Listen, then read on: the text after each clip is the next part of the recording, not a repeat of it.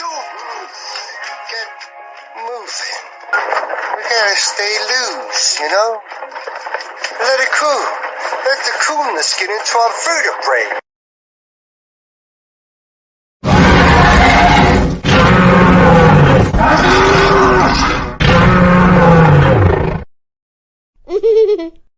You're funny.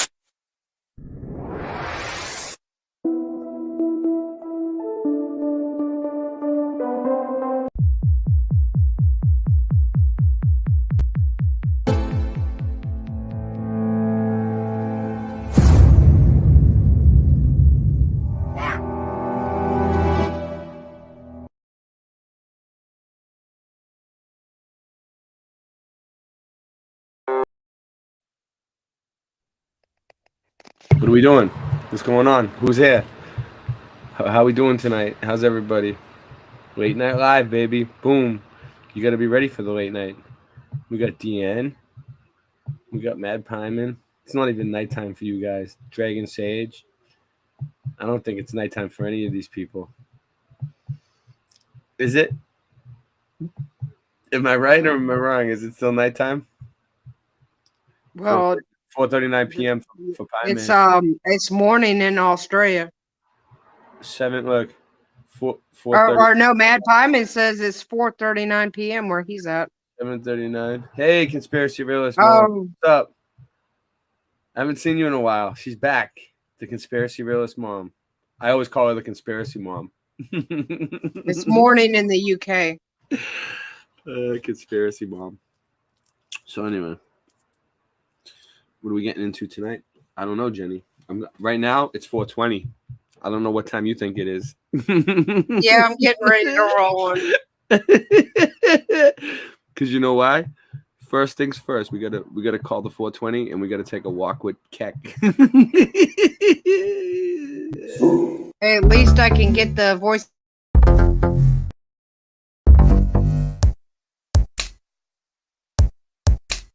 In some cases, they refer to each other like very high-ranking people in this they world. threaten and scare people into remaining silent about their UFO encounters and Jeffrey Epstein was CIA, yeah, they killed Bob Marley. They killed Freddie Hampton, Ahmaud Arbery. Styrofoam head inside a closed casket, gold coins where his eyes were left behind for the bullmaster. Nobody saw his tuxedo, a picture next to his coffin like a young tuxedo. Life is cheap, we compensate with expensive tastes. Celebrates at the end of days with extended blades. Hit with street sweepers, die swept away. Flying metal blades, definitely settled things. They hit Louis Tuzio, they don't give a shit who he know. Bang, ran up in his crib and let the Uzi go.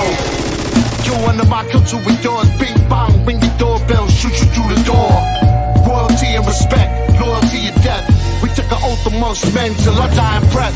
Make it twerk 16 bars, hot chorus. Run in your crib and pop smoke, clockwork orange. You know them haters though, pull out, make them Dracos blow. Make the place where your face was into a gaping whoa. When the lights go dim, fire start to flicker. Last bullet in my gun, last shot of liquor. Last bullet in my gun, last shot of liquor. Last bullet in my gun, last shot of liquor.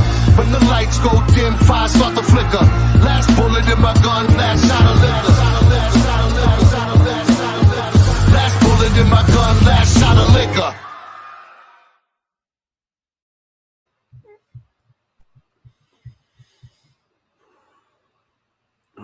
Who do we got here? Let's give the chat a shout out. Did we already do that? We already give the chat a shout out? I think we did. You started to, but We started to. Yeah, there's only a few people here. We got like 9 people. It's starting to build. If I didn't give you a shout out, it's because I did it on purpose. I'm just joking. Everybody's got jokes. All right. Well, give me a second. I got to figure out what we're gonna do here tonight. Yeah, I forgot to put my earbuds in, so I'm doing that right now. Well, you sound fine without it. It's up to you. I mean, right now you Well, sound. for right now, you're not screen sharing at the moment, but once you start screen sharing, then it's gonna be a problem. All right, so I'm going to go ahead and nip it in the bud right now. This is what I found. I found some cool stuff. I found some pretty neato stuff. I'm coming in through the back door though, to put it in the private chat. All right. So I hear better with these earbuds, anyways. Oh yeah, it's much better with earbuds, 100%. Yeah. But it just it sucks being hooked up to these fucking machines all the time. Yeah.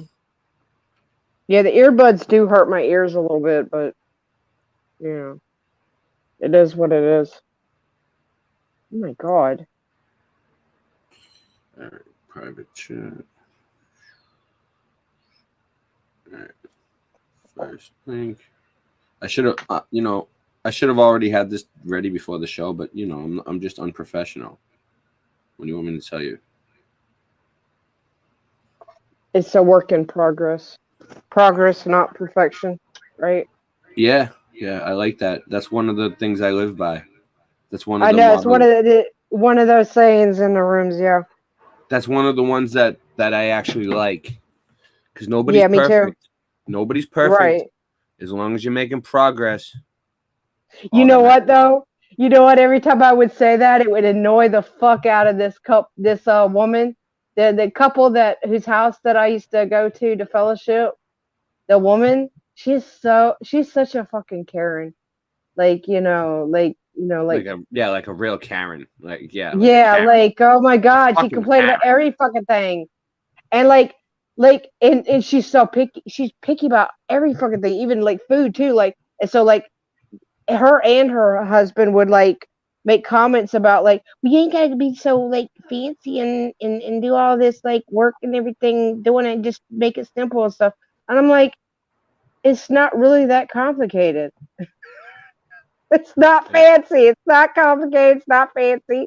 It's just how I cook it, But it was just too much for them because it's not bland.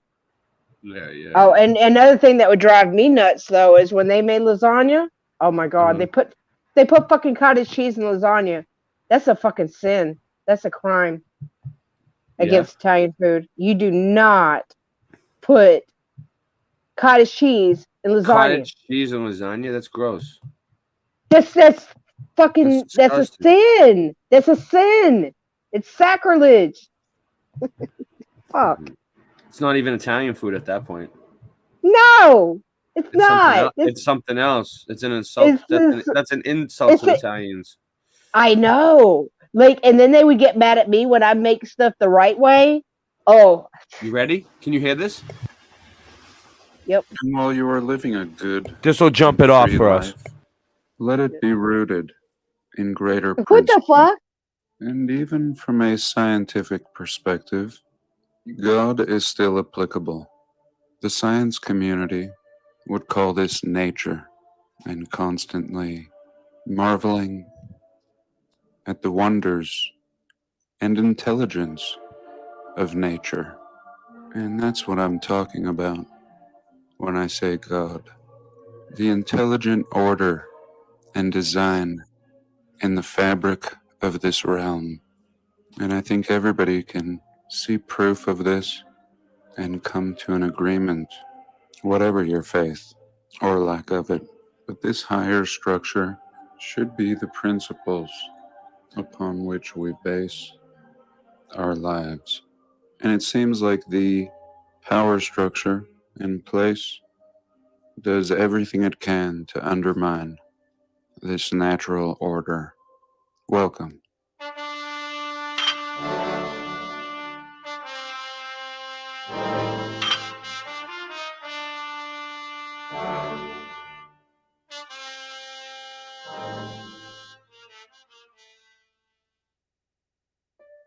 And I want to open up with this little rainstorm.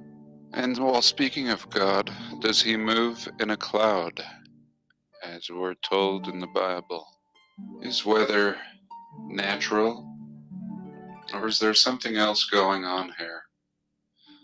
This seems like the keepers of the realm doing their gardening and being a little messy on this particular day.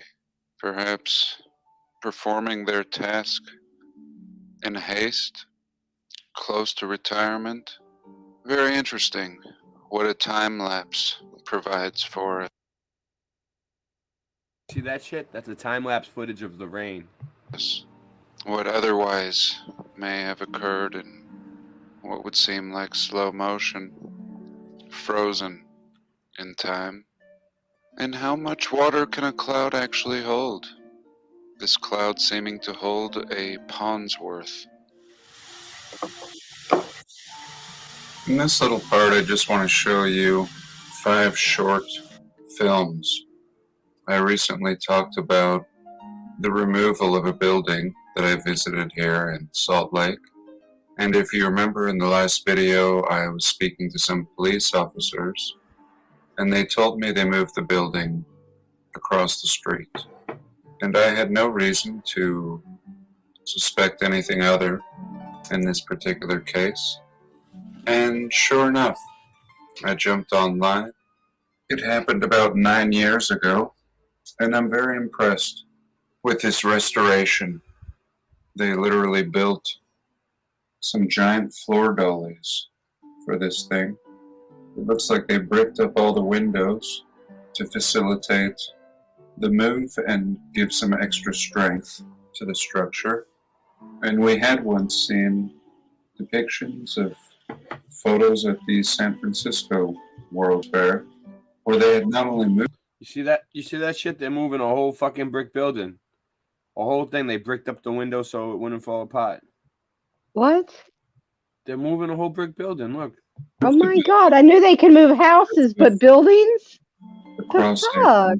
water and set it at its new destination. Get the fuck out of here! What happened was this building, it moved on him, and it moved like across the street, and he didn't believe it. And then he looked it up and he saw that they really did move it. He was like, what the fuck? Very manipulated. But here, not only transporting this building across the street, but flipping it 180 degrees.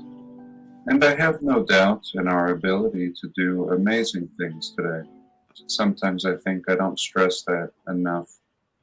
I think we also have the ability to replicate many of these fine wonders of the past. What I'm typically stressing is the inability for people to do this in the early time period, we're told. Not only excavating these sites, clearing out all the dirt, oftentimes digging holes several stories underground, with nothing more than horse and wagon. An entire realm being created before the Industrial Revolution and before electricity and the wide distribution of it. Again, many people thought that this was false information, and it's nice to get to the bottom of it. And also nice to see something positive for once, rather than the demolition. And it was planned for demolition, and instead was moved at a cost of $6 million. And although I've presented my theory so many times, I thought I would present it in 30 seconds. It seems like this past civilization may have come from either Atlantis, Lemuria, or Tartaria, as we so generically call it. Past and great civilization that rose to greatness and was wiped out. Because all the architecture and doorways and sculptures were massive, we tend to believe that these may have been giants or just a people larger than us. There was a cataclysmic reset that wiped most everything out, and yet pockets of people and architecture and animals and massive trees survived. I think people in this past great civilization would have I love the microphone, by the way. I love it. survived this cataclysmic event, and I think they may have something to do with our repopulating It's and so tiny. modifying us, being in their You know why? Because John Levi's a giant. He's really a giant, and that's a regular sized microphone. image, but a little small. Stop it. Populated and distributed throughout the realm via orphan trains and You many got jokes. nodes that I believe are false histories. I think this same genetic race may have been used twice already in 2 different resets. We see reset evidence of giants, and we also see reset evidence of architecture that is much smaller, but clearly from a past civilization, including such things as trains and infrastructure that are made for people of our stature. I think the controllers of this realm, which are similar to ourselves, were put in place by the true controllers of this realm, who to me are unknown and perhaps are giants living beyond this realm.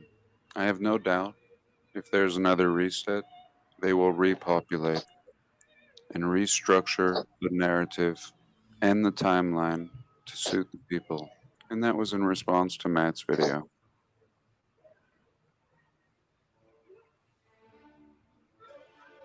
And how could we not touch on the demolition of buildings?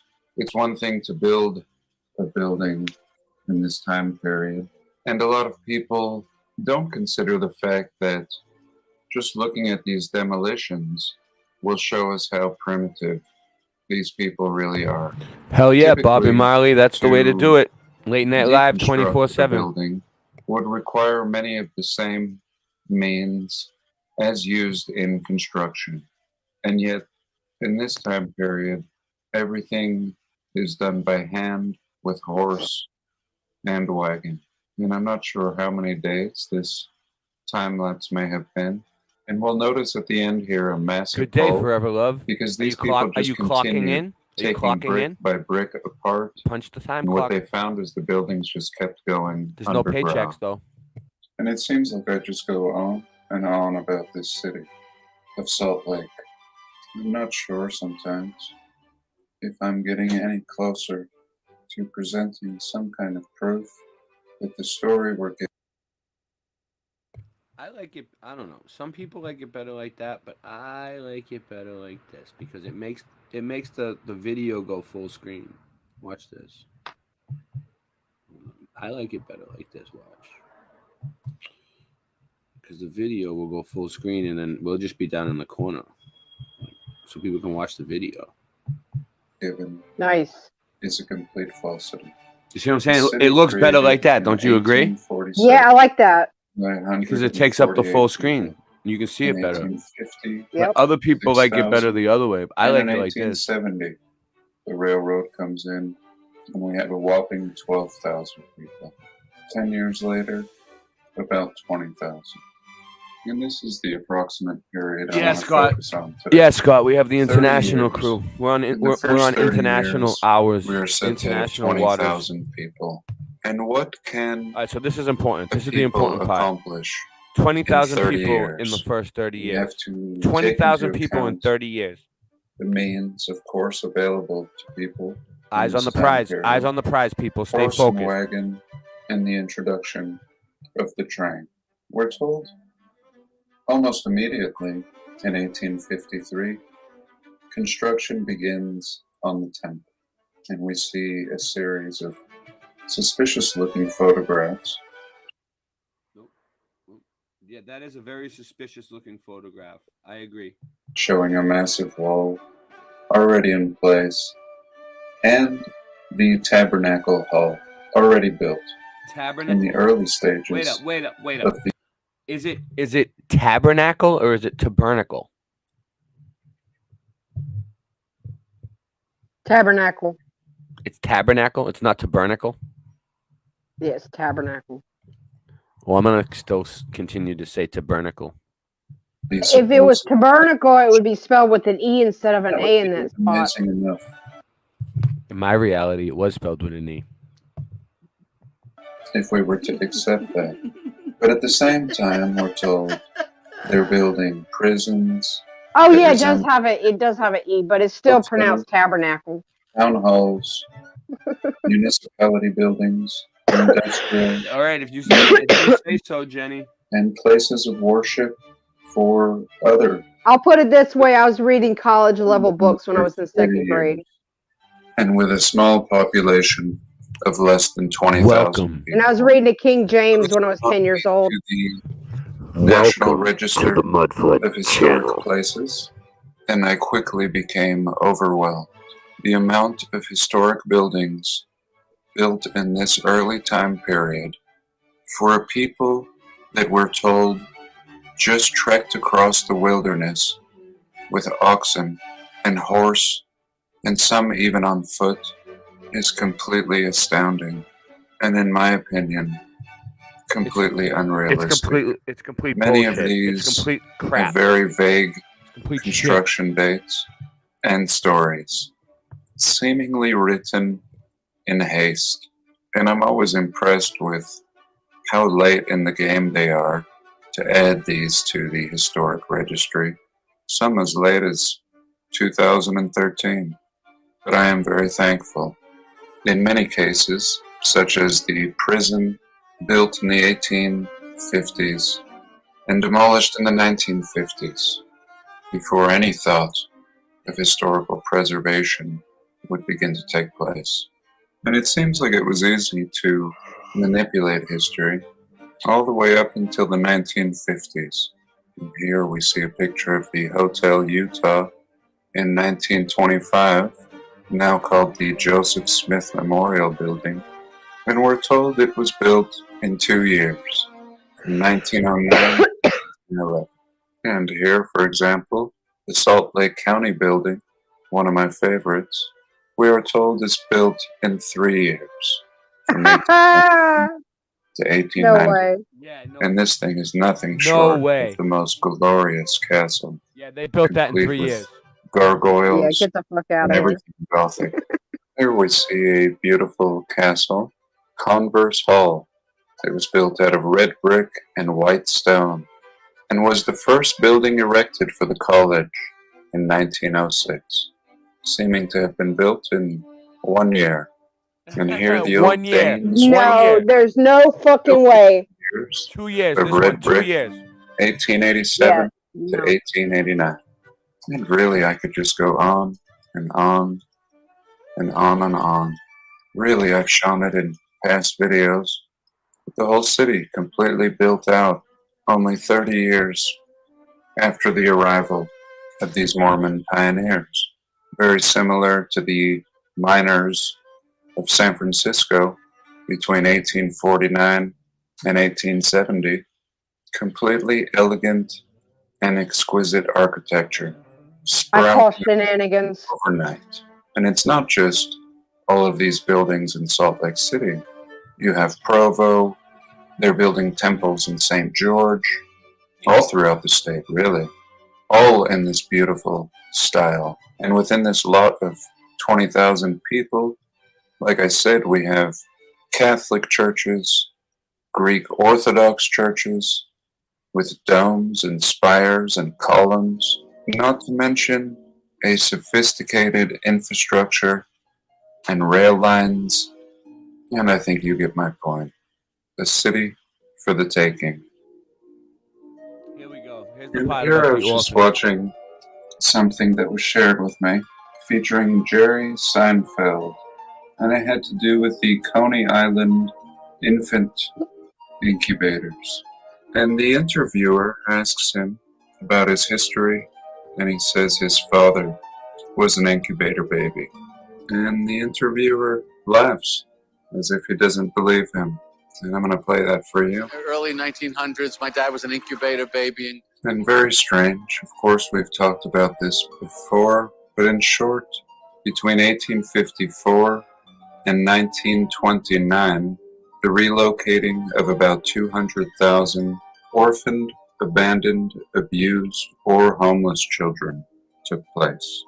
It's a very sad story, something in between acting as if they're doing a noble thing for these children and at the same time benefiting the needs for labor, for farmers, and even for the railroads.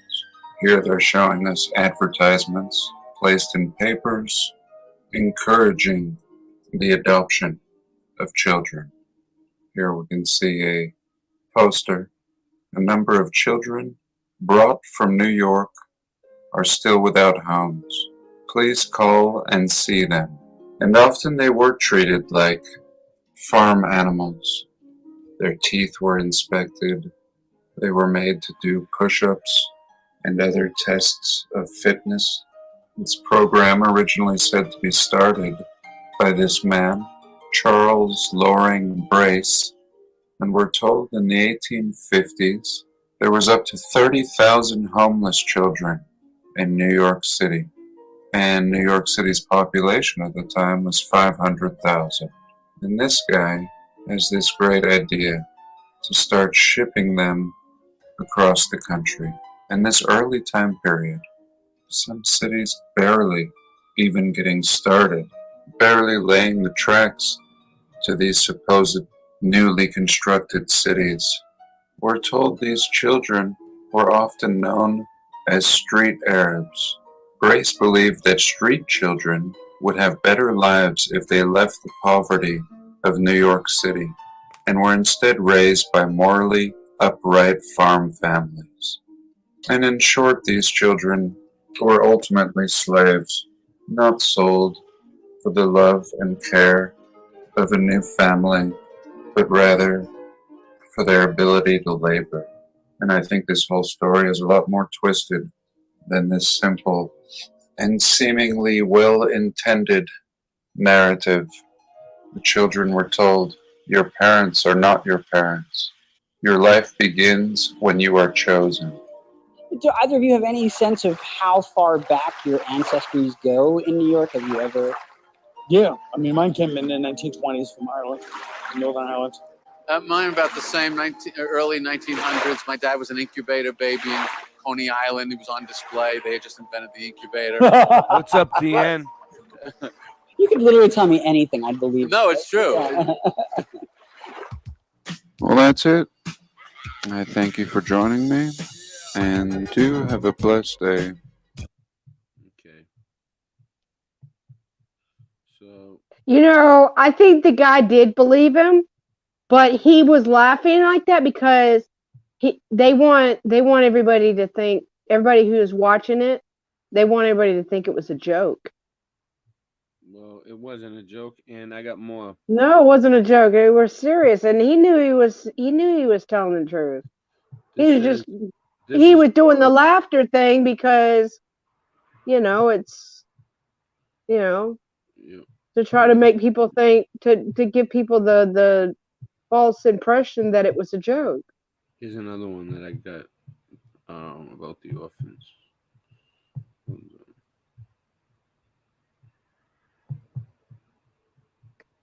That's what they always do when they drop truth bombs.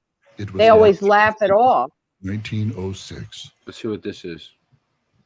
The train pulling into the eastern Iowa town of Hopkinton that morning would have attracted an unusual amount of attention. Townspeople would have stopped what they were doing to watch. Shop owners would have stood in their doorway. So real quick, look at this. Look how old these buildings are. Yeah. That's some old. That's not newly constructed.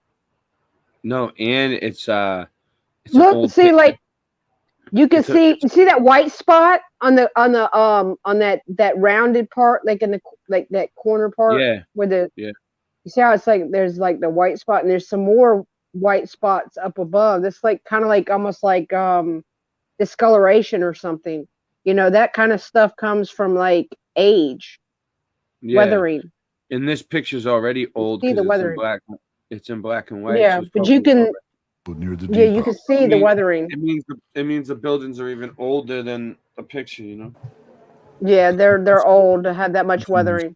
Days earlier, had described the upcoming arrival of a company of orphan children.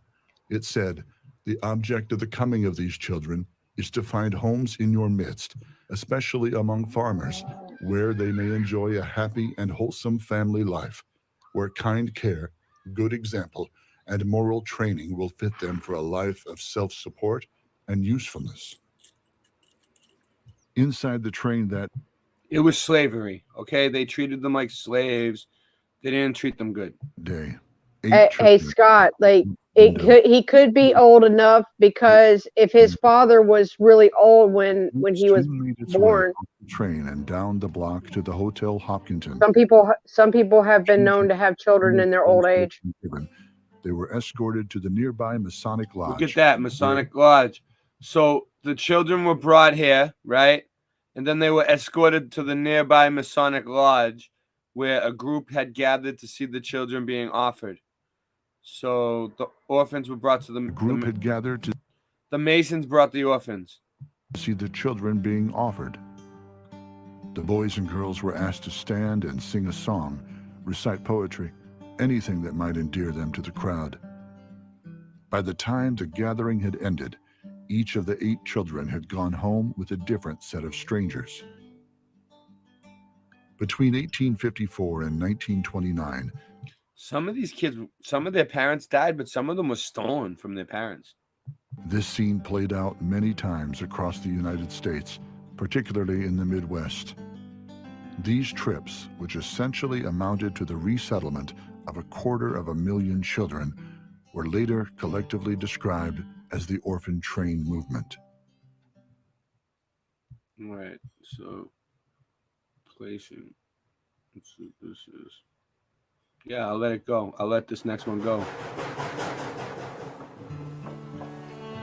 For a 75-year period of American history, an estimated 200,000 orphaned, homeless, and poor children were relocated across the country.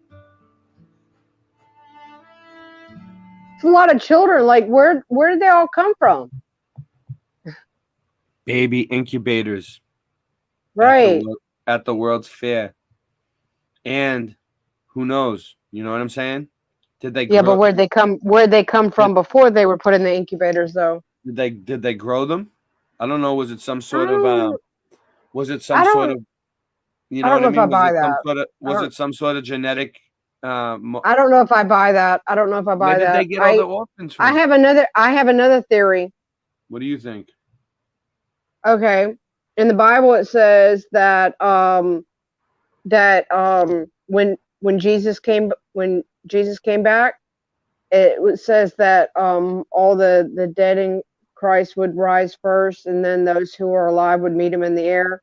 But the rest of the dead, who didn't, the ones that there's like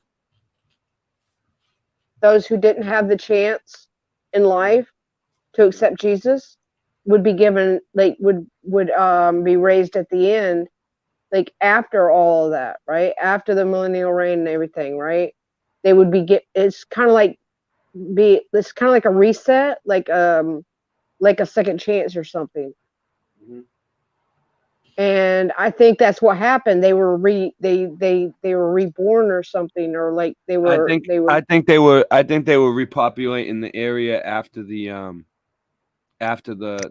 X Factor. Well, yeah, they would have had to do that too, because after the millennial reign, everybody would have been gone. It was a repopulation effort. Because a lot of people would have just disappeared, you know. I'm gonna press play though. Give me 2 minutes. I need a 2 minute. This program is funded in part by the Kansas Humanities Council, a nonprofit cultural organization promoting understanding of the history, traditions, and ideas that shape our lives and build community. This is the heartland of the country. This is the heartland of where the orphan train riders were placed. It began in New York. They were placed in 47 states and a few in Canada. So no place is more central than Concordia, Kansas. So we're thrilled that it's here, and we're thrilled that to be working with such a dedicated group as the National Orphan Train Complex, and we hope that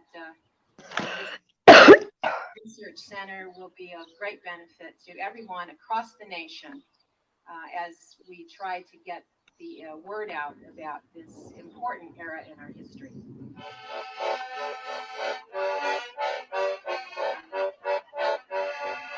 Oh my God. One of my great uncles played one of those.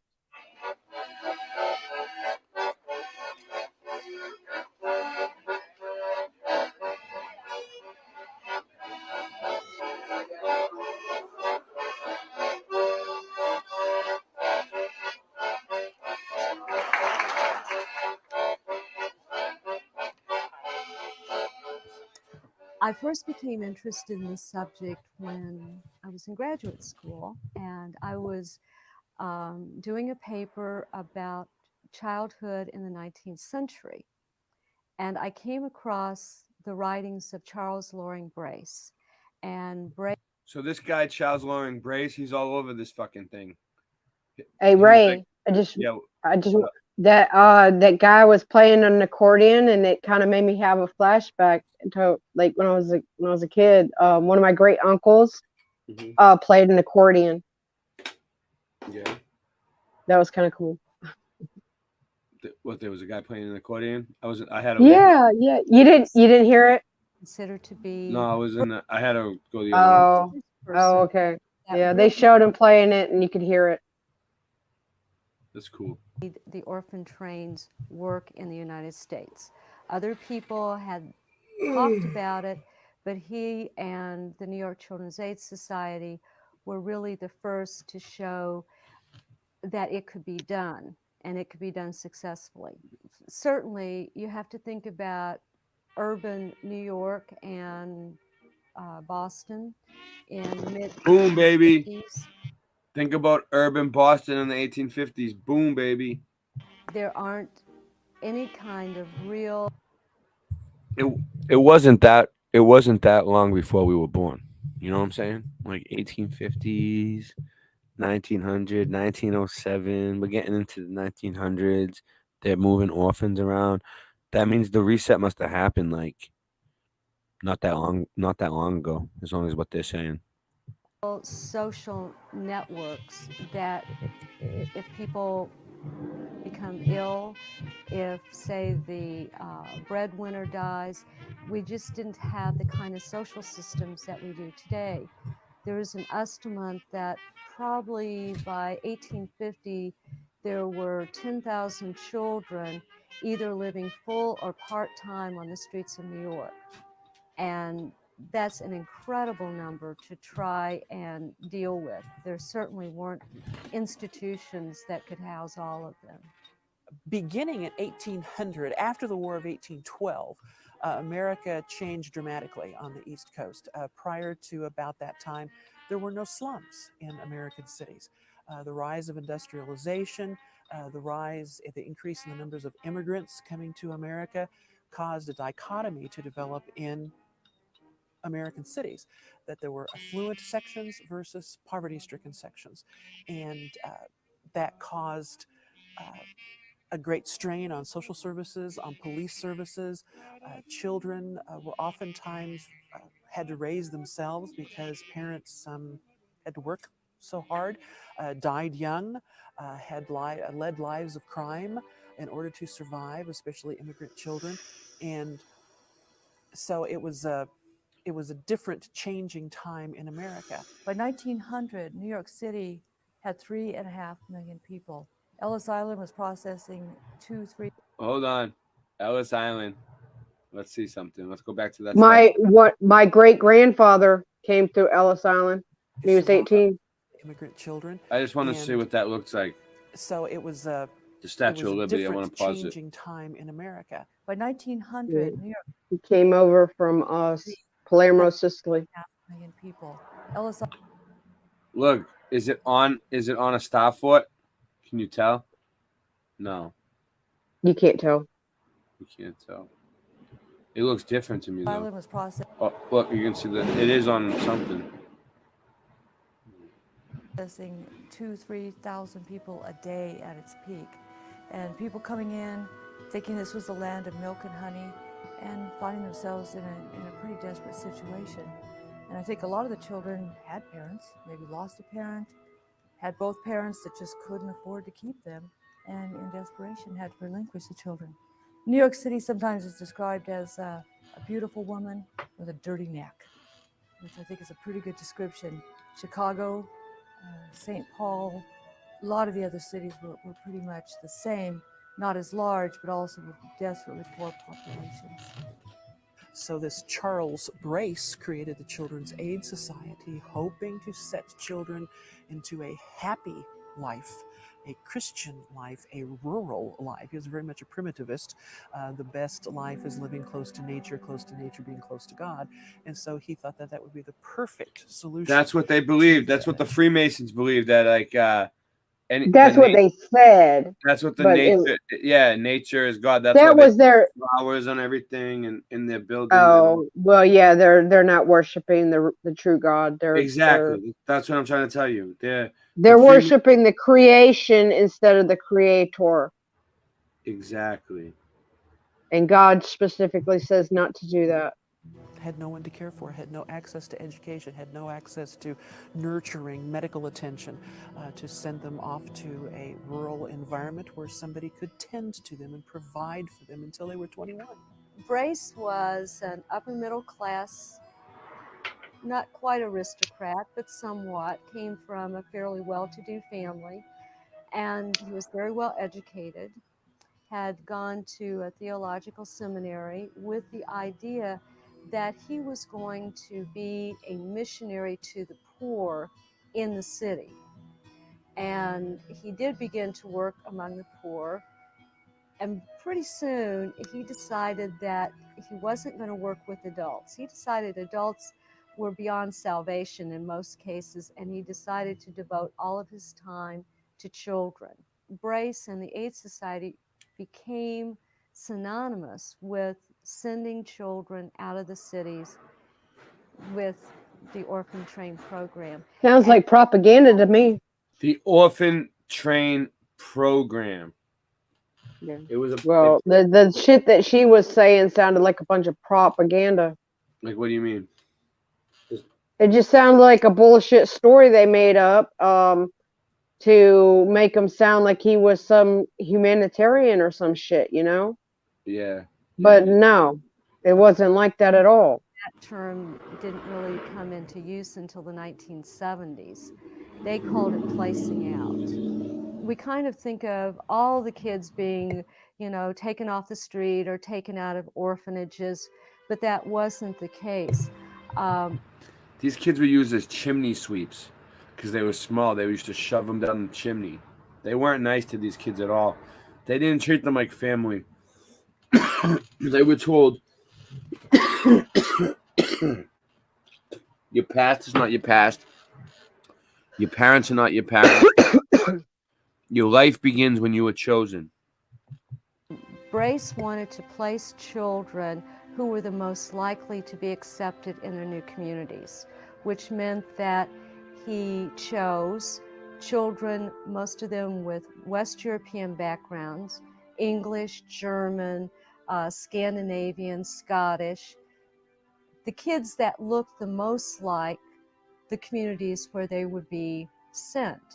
And he also preferred Protestant children over Catholic, but he never really asked a lot of questions. So you did have sometimes children going into homes of different faiths.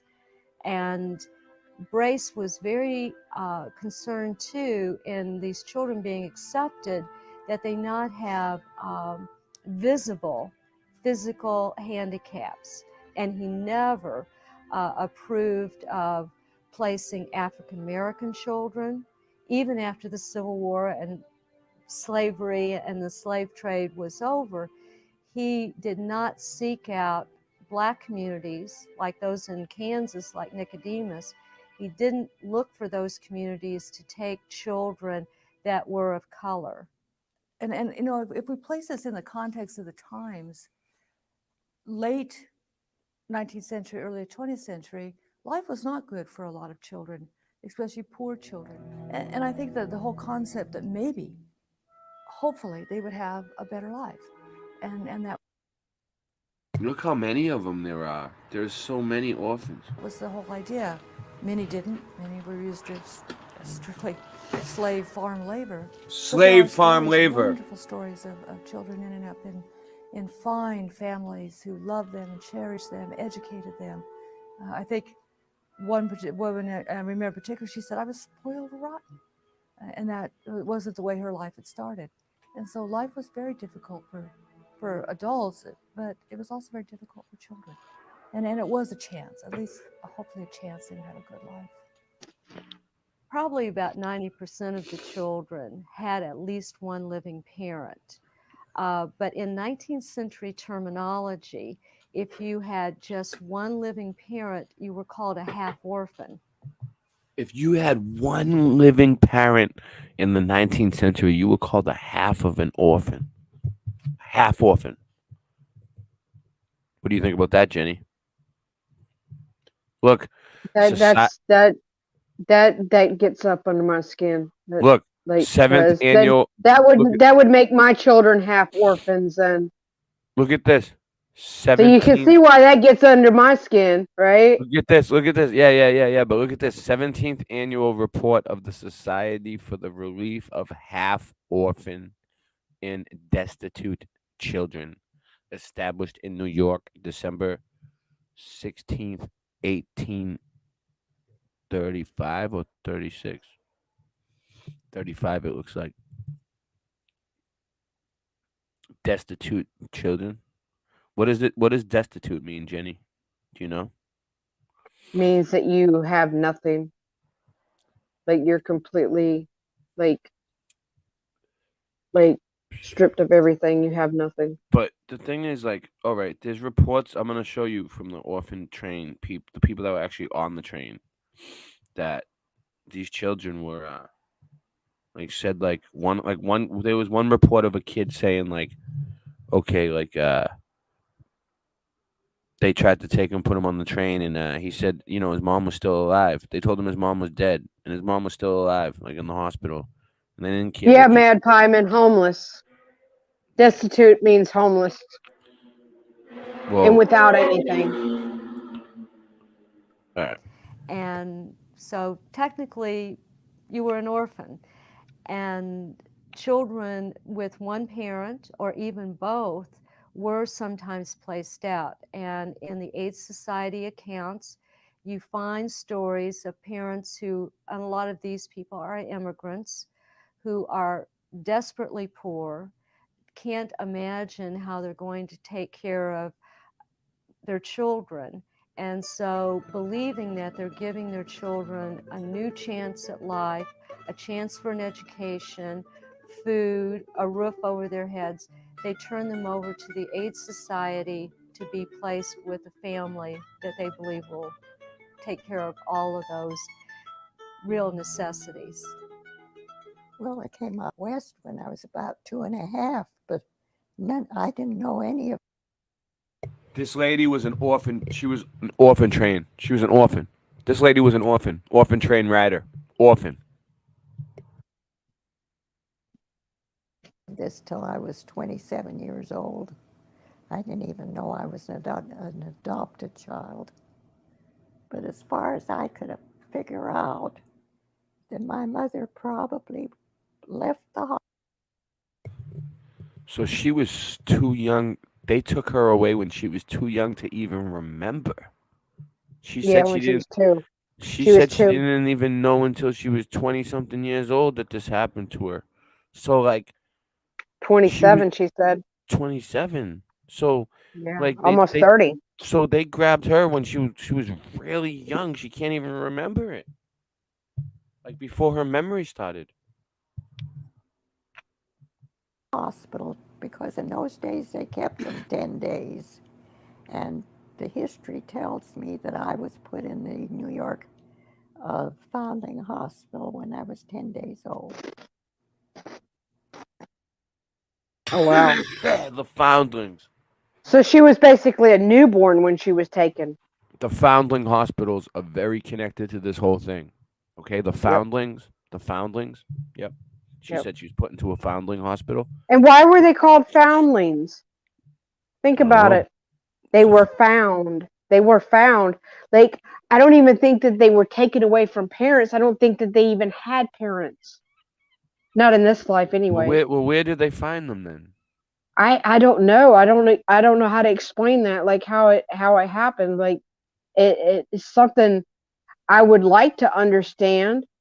Like Yeah, but because I working mean on I it. know it says in the Bible that it says the rest of the dead would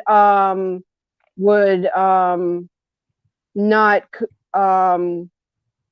be raised until after the after the millennial reign and everything, like so You love them. like maybe that's where all these children came from. They were like basically like,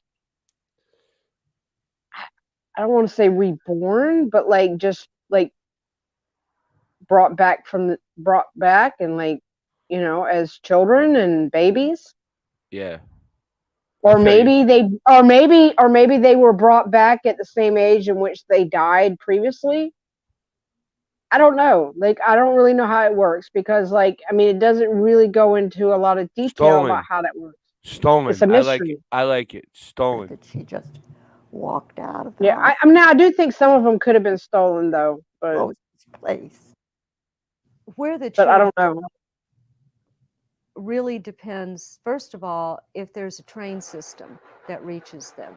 And so, Oh, wait until and I show also you there guys the has to train be a system back local then. population willing to take the children. So you find the first placements in the 1850s, 1860s in the states east of the Mississippi River.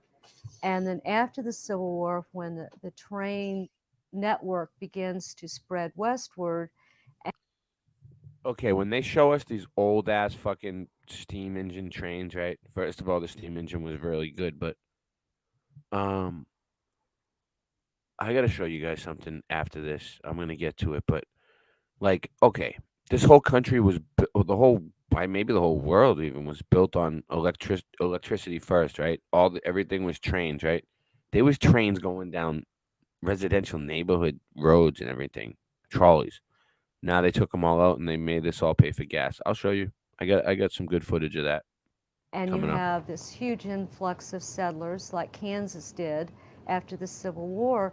Then you have a local The population trains were actually nice. That's what I'm trying to willing say. The to trains take were children, nice. and even in some cases demanding, because there is a need for more people to help build up the country. So in states that you have a very small population and very few rail lines, places like Montana, Wyoming, Idaho, you find very few placements. Whereas in states like Kansas and Nebraska and Iowa, you find quite a few. It's hard to know exactly what the numbers were that came to any of these states. The Aid Society kept records, the Family Home kept records, but again, they're not always complete. And so an estimate for Kansas is anywhere from 2,000 to 5,000. Could definitely be more. It's just impossible to know exact numbers. The agencies depended on donations from charitable institutions, certainly from individuals. Lots of people sent money. It might be $1, it might be $5. In New York City and in Boston, there were women's groups usually connected with a church. It might be like Methodist women or Catholic women, but they would make the clothes that the children wore on the train. And there would be donations of Bibles so that when the children got to their destination, each got a new Bible. And sometimes the railroads gave them cut rates on the tickets. So there were a lot of cost-cutting possibilities, but they really did rely on people's charity. In about 1960s, we really were concerned about the orphan train because we knew that my father, whose name was Frank Rafferty, had come out here on the orphan train. And he had mentioned that there were many of these young people that came at various times, and there were others in the community of Victoria. And we had a misconception for many years that we thought an orphan train rider was a one-time situation where they just brought a train load out with a bunch of kids and that was it. But this went for many years. There were different times where they would send out orphans. And so my father came to Victoria in 1901. And then as my father became older, he said, you know, someday I'm going to retire and I need to get my birth certificate. He never could get a birth certificate. And especially on his marriage, you know, they needed a birth certificate. And he always knew that he came from New York and he always called it Spikendival. He said, I came from Spikendival. And I said, my God, where is Spikendival? And he said, well, it was along the river. And he said, many of the kids wanted to leave the orphanage where he was at, and they would try to swim across the channel there in spite of the devil. And so therefore it became known as Spikendival, which in German meant the devil. I've always been happy, he said, at least I got a chance to get out of the city, come out here and make something of myself. And he said, I started all over. So he's The children would swim across and try to escape. said, I had a good life. She In never spite of the devil, they said. Yeah, that's I wonder bullshit. what that mean. I wonder what that means. They were just Like, was trying there to. something? Well, no. I mean, maybe there was something in that river that they some kind of obstacle or something that they had to Maybe they were using risk. something. Maybe they were using something to scare them to keep them there that looked like the devil. That could be, or there could have been something in the river. I mean, maybe even something that maybe they placed in the river. Yeah. You know, and they had to avoid this thing. Maybe it was some kind of like serpent or something. Because the devil is described as a serpent. So I mean, it would make sense that it could have been some kind of serpent in the river. Yeah. Yeah. It's pretty crazy. We're getting into some pretty crazy territory here. One thing that bothered her, she really never knew who her mother was or who her father was. And you'd hear her talk about it sometime. You know, I don't know anything about my family, you know, who they were. And Don't feel bad. I don't know anything about my family either. No, I'm joking. I do. she had caught wind sometime that they was killed in an accident. So we never did know. I'm like no contact with my family. One time she tried to go back and research a little bit, and I feel like I would be better off an orphan. at the time that orphanage where she had stayed at had burned down. They'd lost all their records. Now, whether that was true or whether they just didn't want to pass them on, them days, a lot of years. What up, Sean? How you doing? Kids adopted, they just couldn't find out much about themselves. Now, we did find out then later after mom died and he run that search, she was 2 years older than what she always claimed she was. That's one nice thing about not having a record. You can claim what your age is. I just heard about it when I was taking care of my husband's great aunt before she died. And in talking, she would tell me of some stories about how it happened, and told me she had the clothes, stored away downstairs. And after she died, then I found them, and I knew that's what they were because she had shared with me about it. So she was born in 1901, and I think she said she came in 1903. She said she was almost 3 years old. Came into Ellenwood, and she said her story was that they lined them up out by the side of the train. And Wait. Didn't you almost hear her say they lined them up in the field? It almost sounded like she was gonna say they lined them up outside by the train. Watch this. I'll start it over. I'll put it back a few seconds. about it when I was taking care of my husband's great aunt before she died. And in talking, she would tell me of some stories about how it happened, and told me she had the clothes, stored away downstairs. And after she died, then I found them, and I knew that's what they were because she had shared with me about it. So she was born in 1901, and I think she said she came in 1903. She said she was almost 3 years old. Whoa. Came into Ellenwood, and she said her story was that they lined them up out. Line them up out by the side of the train. by the side of the train. And she looked over and remembered seeing the lady in the black dress, and Oh, yeah. she selected her. And Why is these ladies that were like in charge of them wearing black dresses so creepy? Like the MK Ultra lady, you know? She said they came towards them, and the rest got back on the train. Those that were not taken. Ray, I think they were widows. That's why they were in all black. Because back then, women, when they, well, not just women, but widows and widowers would typically wear black, you know, after their spouse died. Isn't that kind of depressing, though?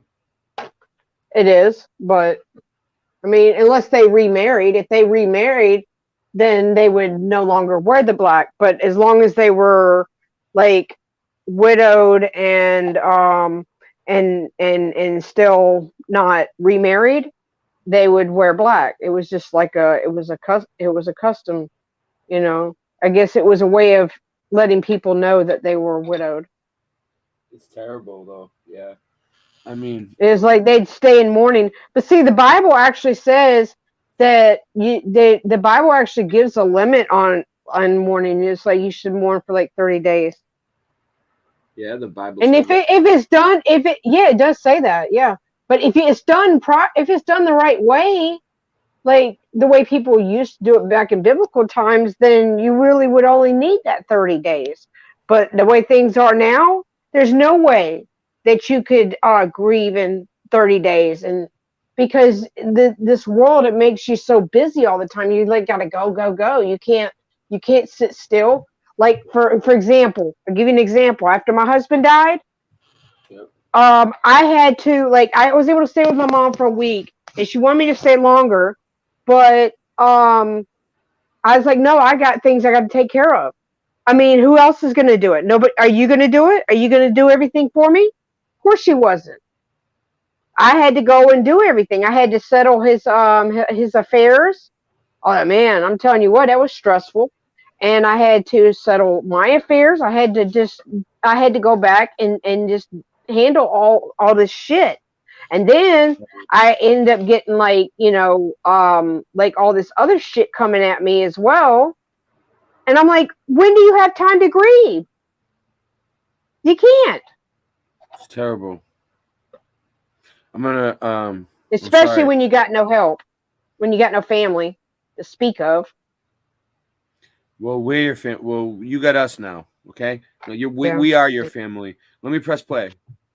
Father Ludger from Hyacinth Church was visiting, and they were having a conversation, and there were other guests at our house, and somehow someone made reference to adoption, and my mother said, well, she said, I really never felt that I was adopted. My parents were so good to me. And she proceeded to speak of that, and I couldn't believe what I was hearing because I was by that time about 9 or 10 years old. So the next day I approached her in a very careful manner to try to get her to talk about it, and it upset her. And she said, I really didn't want you children to know that I was adopted because I wanted you to treat your grandparents with respect, and as though, she said, they loved me so much and they loved all of you. And I just didn't want anything to change that relationship. She said, I had intended to tell all of you once you were mature enough and had left home.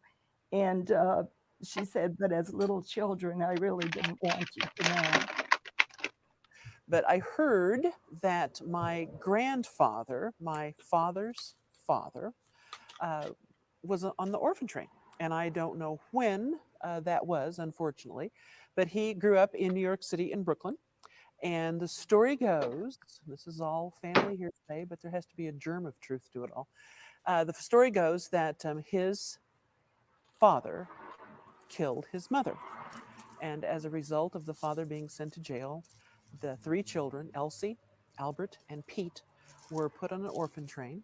Elsie was adopted out in New York City. She remained in New York City until all three children were mature individuals.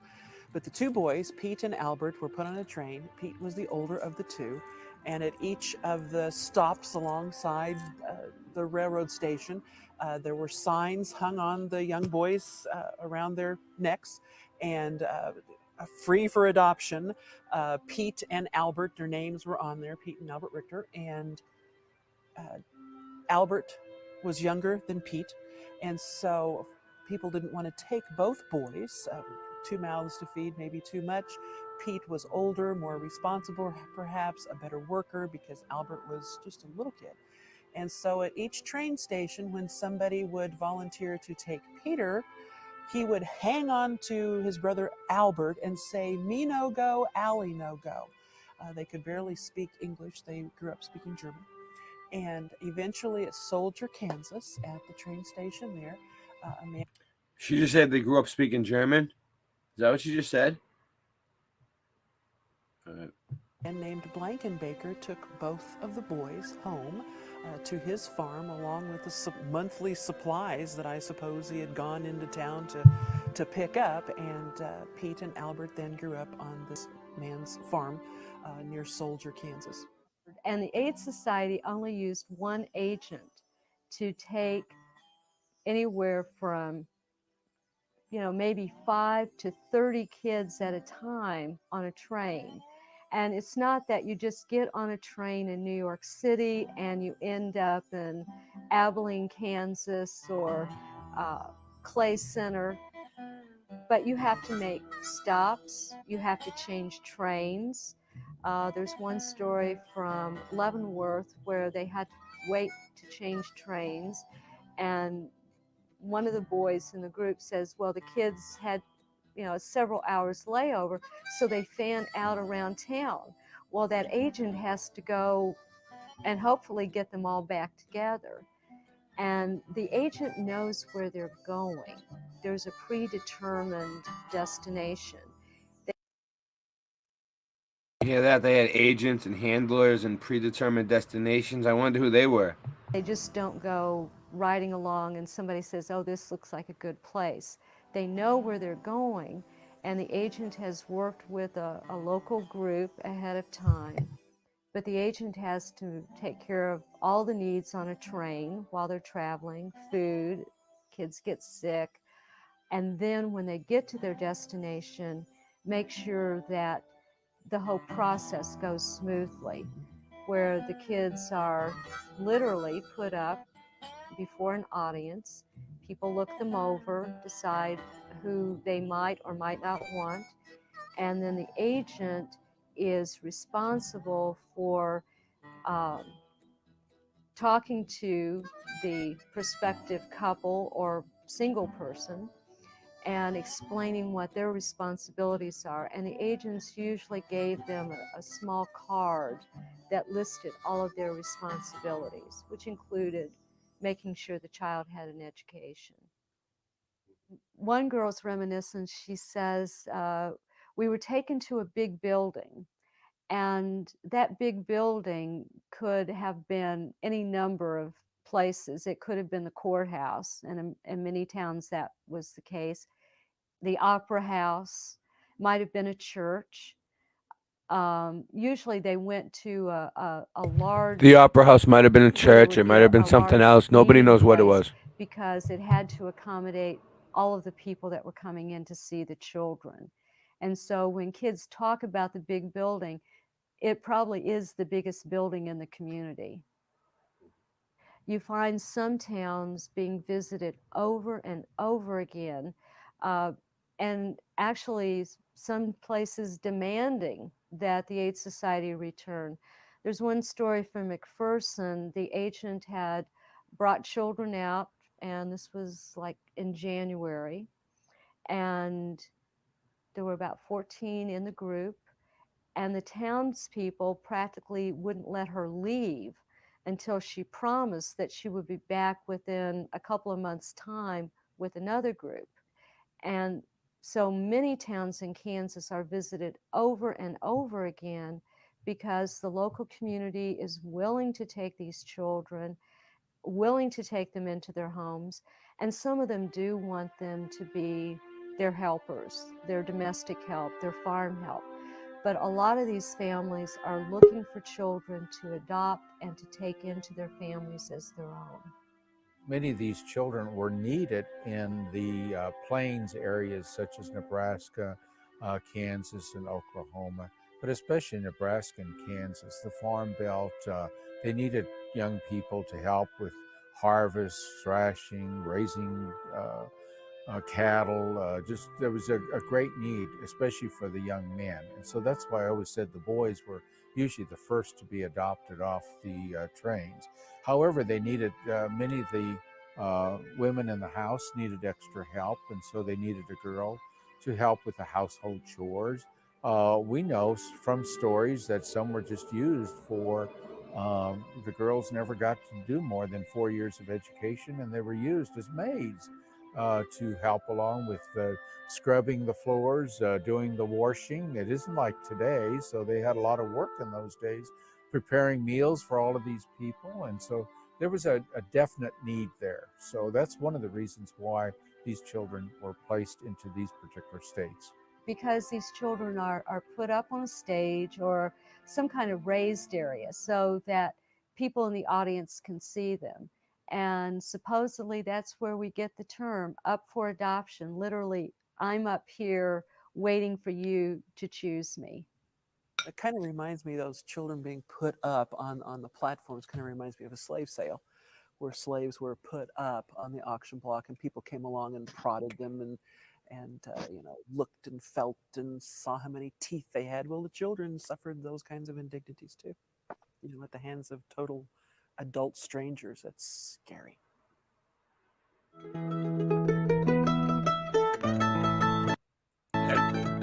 That is scary. That's very scary.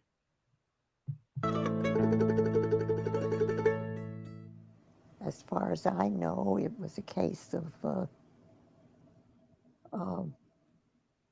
coming out to the New York Foundling Hospital just had so many kids that they decided to see if they could get some of them away.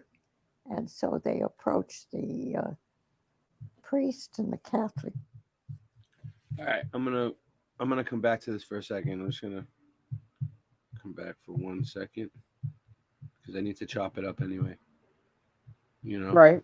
How many people do we got here? We got 25 people here. Mm-hmm. All right, cool. I'm gonna let me give a shout out real quick. Shout out to DN, good to see you. Natalie Ranka, Hippie Shake, good to see you too. Forever Love. It's good to see all of you. All of you. Mad Pyman, amazing, amazing, wonderful, marvelous, marvelous. Kim Ray. You see Kim Ray? I don't see her yet, but yeah, Kim Right. Ray. She said her grandma was one. Her grandmother was an orphan. Nice, Kim Ray. John Palmer. Forever Love. How come I don't see Kim Ray? Where's Kim Ray? Rotman. Perry.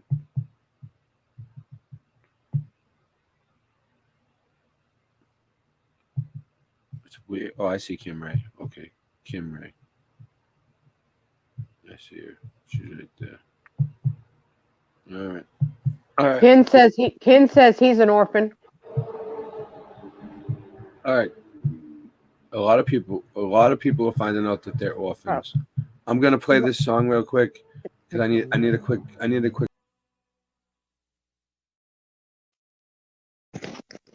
What's up?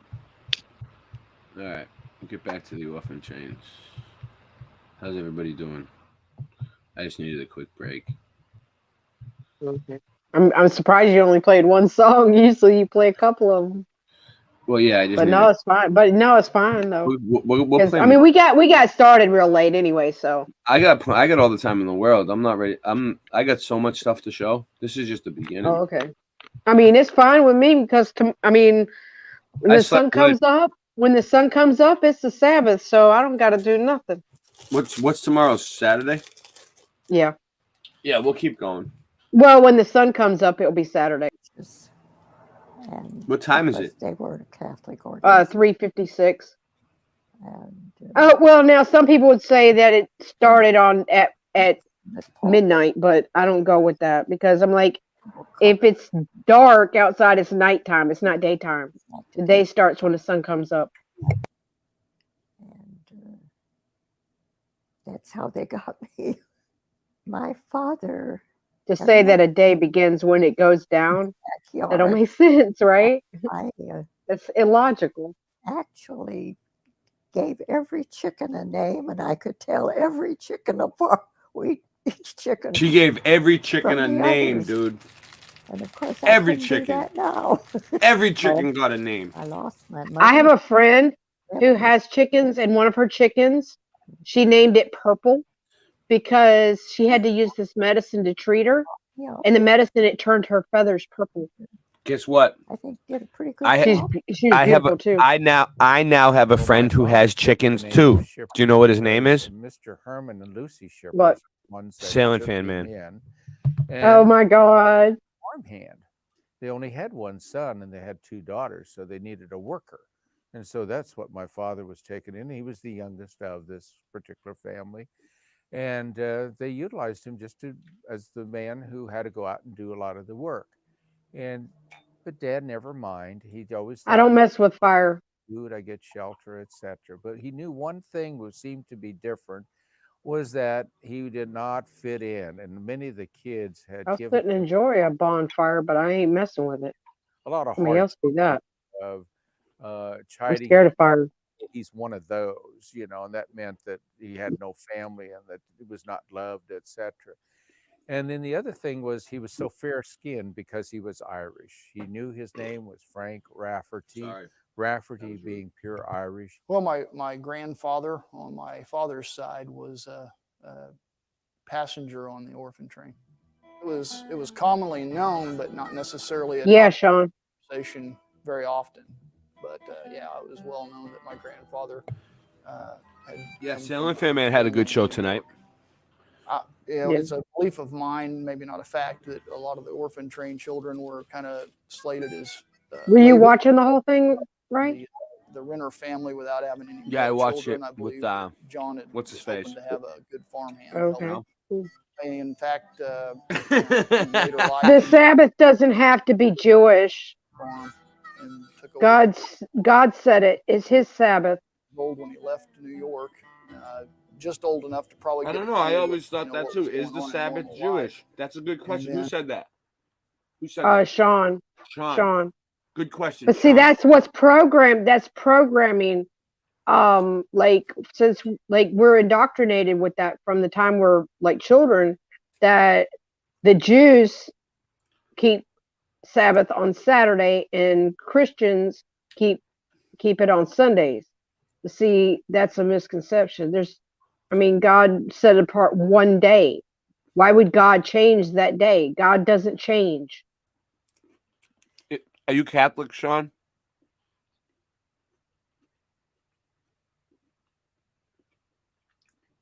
Because I was Catholic, and that's like what they told me. I guess I'm still Catholic, but.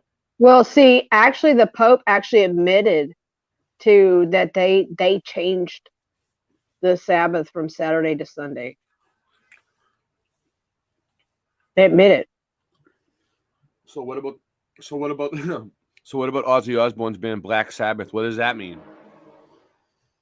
Oh, that has to do with Luciferianism or Satanism or something like that. But what does it mean, Black Sabbath? What does that mean? That's when I guess that's I think it's when the Satanists get together. It must be a satanic holiday, huh? Or some shit. Like you know how like Christians go to church on Sundays? Well, and and all that. But Yeah. well, they have a certain day of the week, I guess, where they get together. This is pretty good information on the orphan trains. It's in depth. It's in depth. It's people that were actually there. And arriving in Kansas, I mean, he grew up at a place that was known as the trading post for and the people who area. talked to people that were there. And it was not uncommon to have had a lot of Indian stories and cavalry stories. The Fort Riley post and the Fort Kearny post rode cavalry columns by that house quite often. So I would have thought to a 7-year-old boy, he would have probably maybe read about Western stories in the comic books or whatever, but then he was actually out here living it. He left New York with, I believe, 4 or 5 siblings. A couple siblings stayed in New York, so we're a little unsure of how many actually were on the train. But over the course of the distance coming out here, he was the last one. And I'm sure as a 7-year-old, that would have been a traumatic experience to have seen your brothers all getting off the train. So he didn't speak of that with fond memories.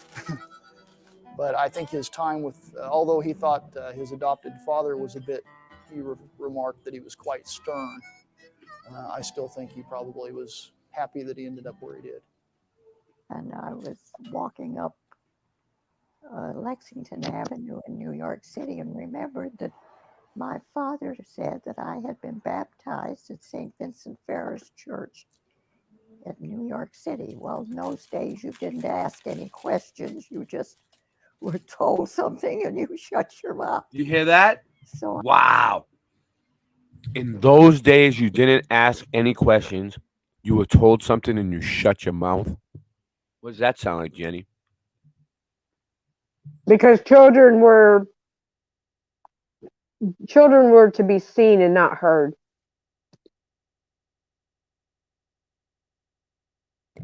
But coming from an orphan, this lady was an orphan on the orphan train, Mm-hmm. and she was told.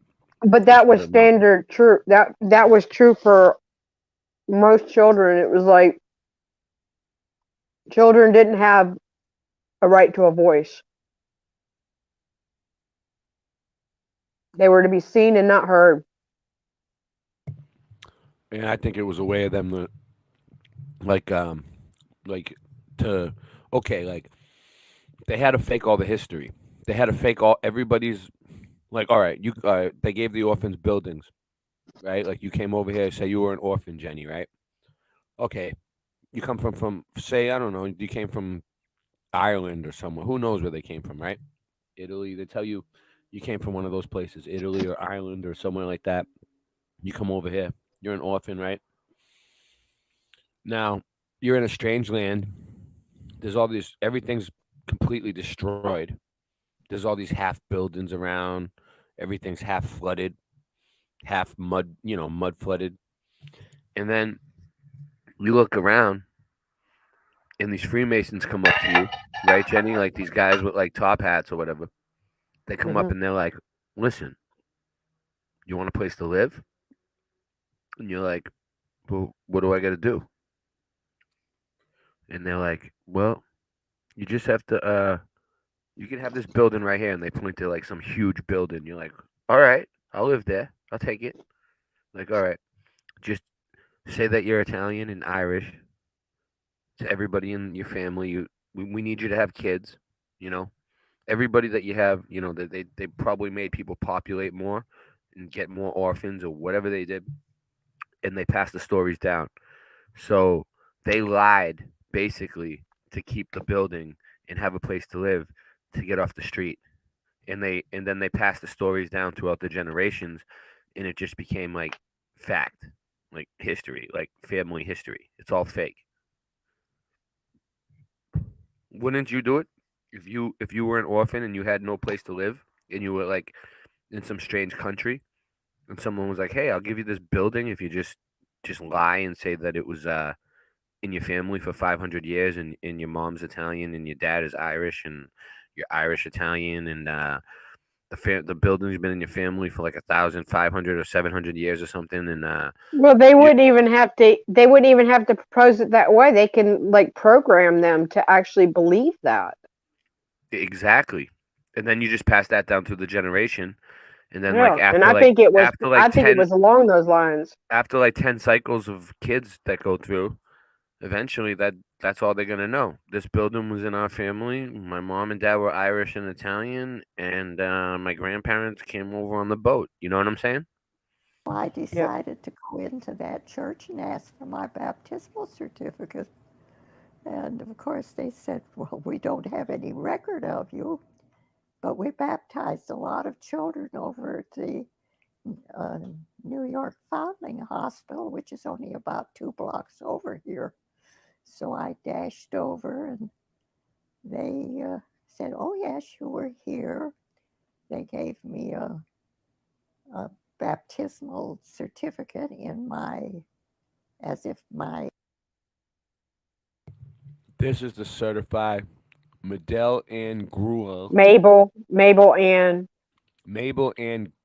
Gruel. Gruel. Was born on the 16th of February 1909, right? Does that say 1909? I can't make it out. 20 and baptized on the 27th of February in 19 I don't know. It's hard to make it out. But September. maybe she'll read it out loud. I doubt it. The adoptive parents were my birth parents, and said, that's it, that you don't need to know anything more. Goodbye, and don't ever bother us again. You see, they just more or less. They just told them you don't need to know anything. That's it. That's what they told the kids. They're like, listen, you're coming over here to do slave labor, and that's it. You don't need to know anything else. Don't ask any more questions. This is your mom. This is your dad. This building's been in your family for 500 years. Now shut up and do your job. Well, I think for a long time, people were ashamed of adoption. It was Yeah, it wasn't looked on the way it is now. And if you were adopted, why, they sort of try to push that part of your history off and forget it. I figured if he thought it was that important not to tell me, They try to take that part of your history off and forget it. They don't want you to know you were adopted. They don't want these people to remember they were orphans. They didn't want no one to know about the orphans. They also considered it shameful because the fact that they had this idea back then that if a child was orphaned, it was because the parents were unfit. There was something wrong with the parents. They didn't know how to be parents. So, and that shame was passed on to the child, which is misplaced. Yeah, and they're telling them like basically like you don't need to know. Like they asking questions and they're telling them they're not giving them any answers. You know, so they don't even know. They don't even remember. They were taken too young. never told him that I found out. He died just before I was 30 years old. Since they traveled a lot, they went back to New York in 1953, but she was quite a bit older by then, and she was going to maybe just see what she could find out. But they told her there that everything, the records, everything had been burned in a fire. She had her picture taken in front of the New York Foundling Home, which I thought was kind of neat. But she never tried again anymore after that. And I think that was the first time she ever did. So she was happy. He said he remembered stopping in the town of Wilson. Jason says his mom was an orphan. Children off. No way. See what I'm saying? You see what I'm saying? All these people, and you're not the only one, Jason. A few other people said it tonight too. I know that my great grandparents. My children were stolen from me. So I can understand what those parents were feeling when their children were stolen from them. That's why I cover this topic so much. I cover I come back and revisit the orphan trains every once in a while if I find new information. I think this is one of the most important topics in the mud flood research because it's real. Off at Wilson. And they didn't teach us about it in school. And that he was at the door and they stepped him out, but then that was all that was there to And then pick up another children thing there. is, So he was put back another in question that I in need the to ask train is, car, and then is this a Mandela effect? Because when I went to school, they didn't talk about no orphan trains, and now it's a whole complete history. I don't think it's a Mandela effect. I think they just kept that hidden, at which time and only more recently did they feel like they could come out with it. But they were covering up for a long time. particular place of Victoria, right there at the rail station, and the people were there to pick these children and take But them now they don't care if people know. The train went on further west to Hayes, where some of the same children at that particular period were then taken in Hayes, Shenzhen, some of the other places, and it went on as far as Ellis. And there's where it stopped because that was the roundhouse, and then they would go back. They tried to get all the children taken off the trains by the time they got to Ellis, Kansas. The language was a major barrier.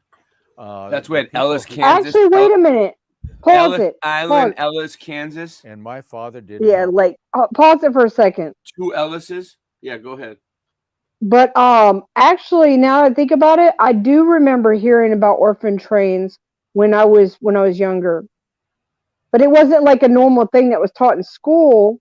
But see, I read a lot of books and I watched a lot of educational type stuff or whatever, so-called educational stuff. And I'd get different books like, like especially like historical stuff, because I was always interested in that stuff. And I mean, I used to want to be an archaeologist when I was a teenager, but whatever. But I do remember somewhere along the way in something I was reading or something I had heard about orphan trains. Yeah. All right. Well, I'm gonna press play now. One word of this German. And so there was a total language barrier, and they had to have the brother, his brother, interpret for him or try to help. You know how brothers can be. If they didn't want him, they would tell him the wrong thing, and many a time he suffered for that because of the fact that he said the wrong thing. But language was the biggest thing. The climate was another thing because of the severe winter. There was just because he came in the winter months. And so it was the clothing, a different style of clothing compared to what they had back there.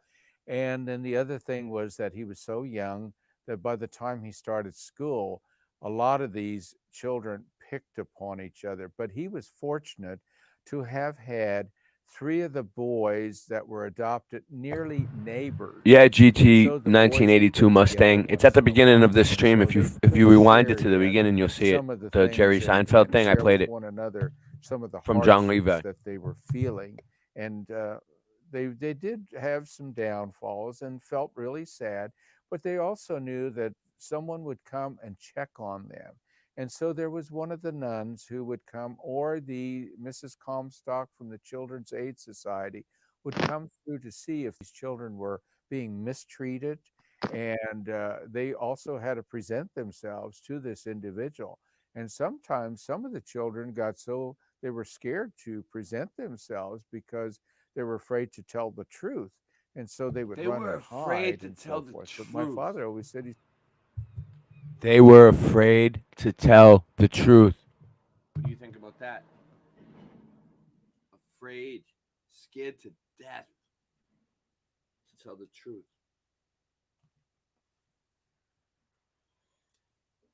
And you know what's fucked up about it is? God is the truth, right? Right? Right. God is the truth. So they were making them afraid to tell the truth. Like they put the fear in them, you know? He said, I just told it the way it was. If they liked it, all right. And if not, that was just the way it was. I mean, to think that a country farm boy from Victoria, Kansas, met a young lady, that was born in New York City, an Italian. I mean, what's the chances of that happening? So I feel when I I met an Italian. I think of it today, I feel so grateful to the, you know, the You are part Italian. charities I'm Sicilian. for arranging Yeah, But yeah. me too. children I'm a quarter Sicilian. But you're to Italian be too, though, right? placed in a You're home. Italian. Well, Italian. You know that. Possibly. I don't know. You know that the real Italians say that the Sicilians are not Italian, right? Yeah, I know that. I know that.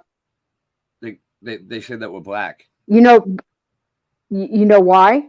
Why? Because Sicily was invaded by 5 different groups of people, and one of those groups of people that invaded and intermarried was the Moors, and the Moors were black.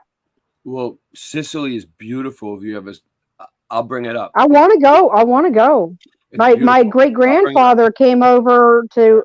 My great grandfather came over through Ellis Island, from Palermo, Sicily. So that connection, what a powerful connection. And of course, I wouldn't be here. Because he was exiled. Because he was given 2 options: either be exiled or go to prison for the rest of his life. Because he was tied to the mafia.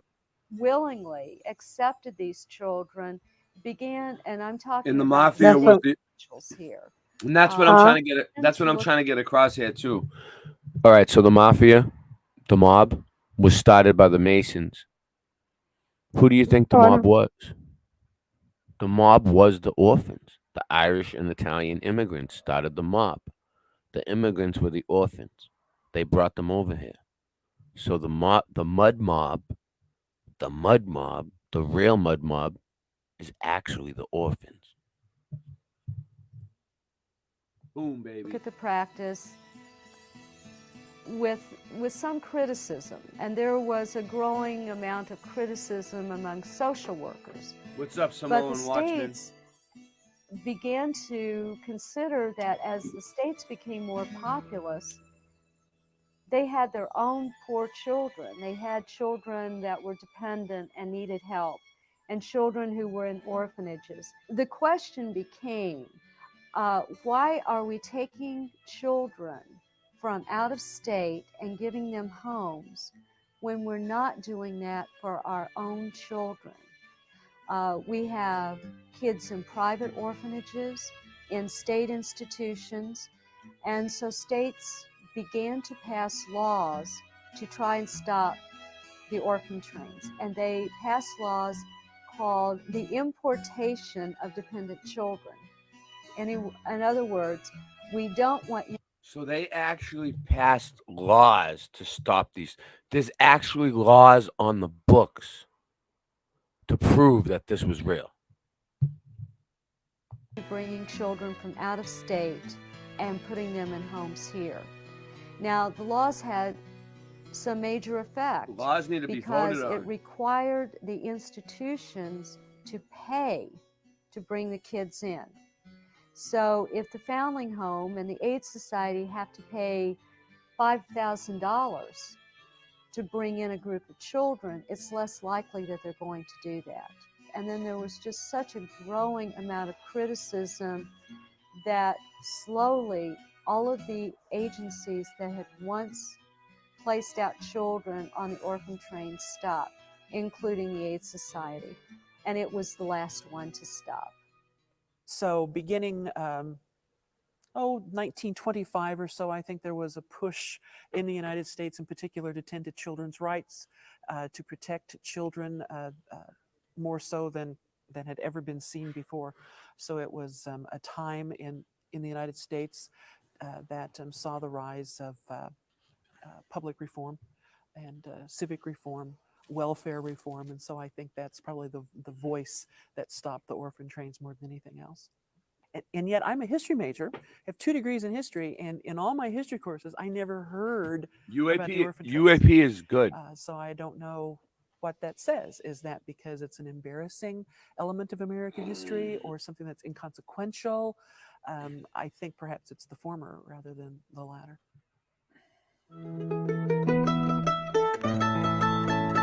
His story. One of our Cloud College. Our employees at the 420. college seen a Look, founded. presentation at a state meeting. Ray, it's 420. Is it? I Yep. just smoked, so I'm good for now. But look, founded Yeah, I at smoked a little bit. founded at night. Founded. That means they found it.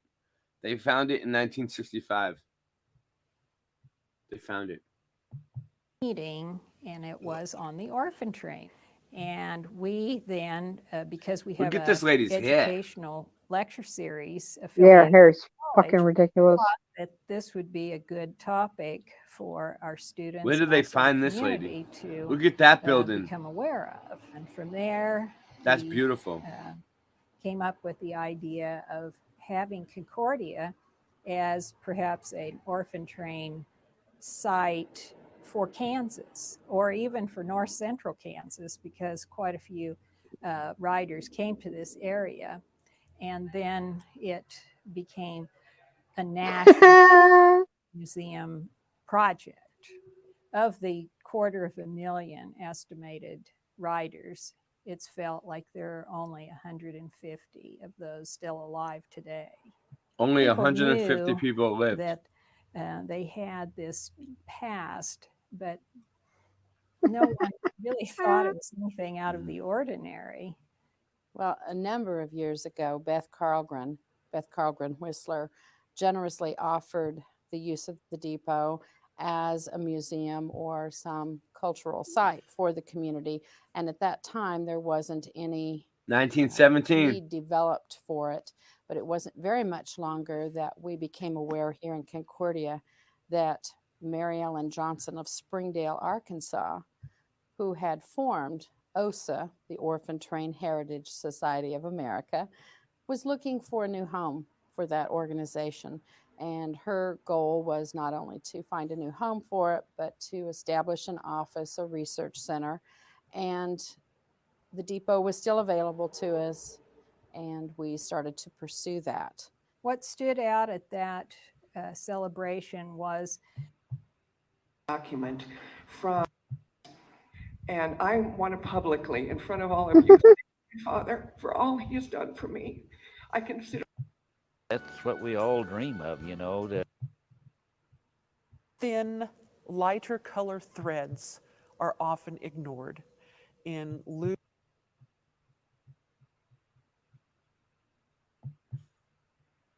So how are we doing? We got 26 people.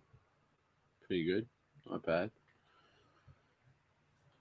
All right. Give me a second. So yeah, that was pretty cool. A little background on the orphan trains. I got some more stuff. Let me see. I'll just play another song real quick.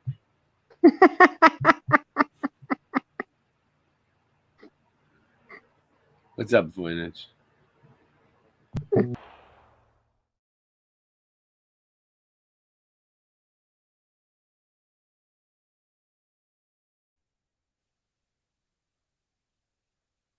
What's up? The seagulls are back again. Nice.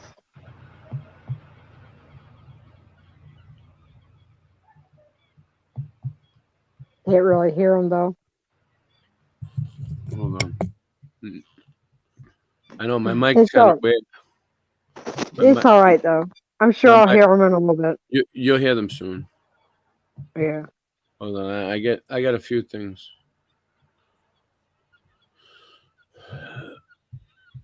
Okay. So I think I hear them.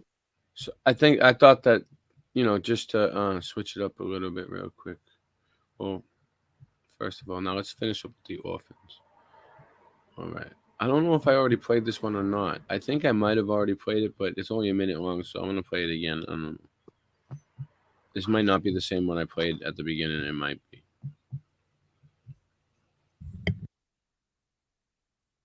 Did I already play this, Jenny? Oh, you don't see it. No.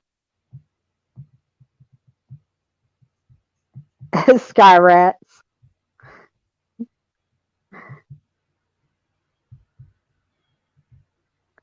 Listens to you too, Simone Watchman.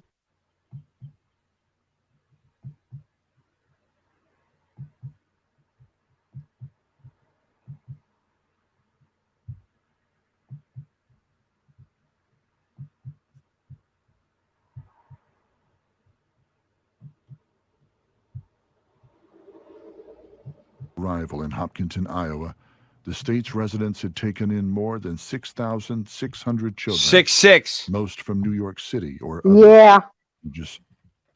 The trains delivered that's a boys likely story.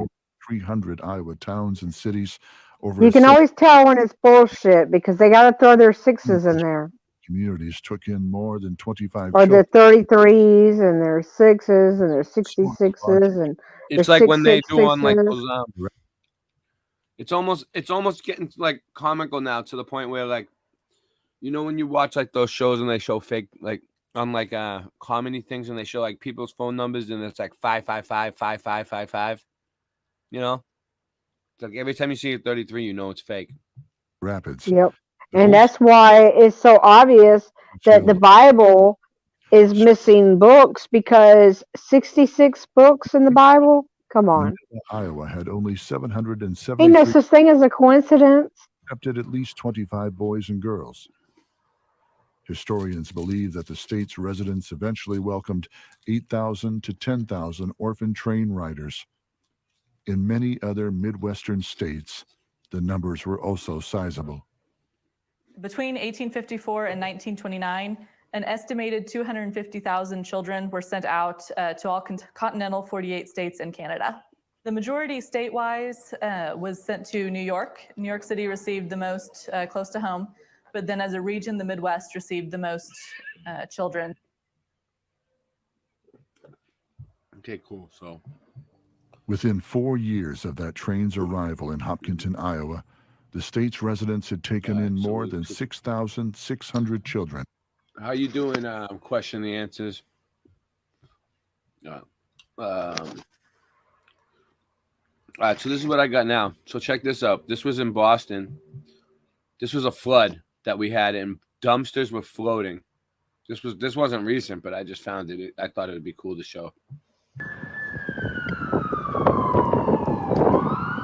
This is in the wintertime when it was all snow. Look. And you can see the dumpster floating. Oh my God.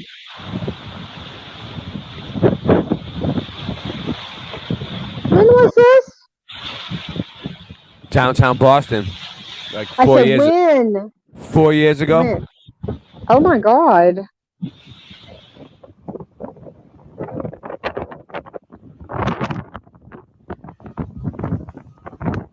This is how bad it gets here in the winter. What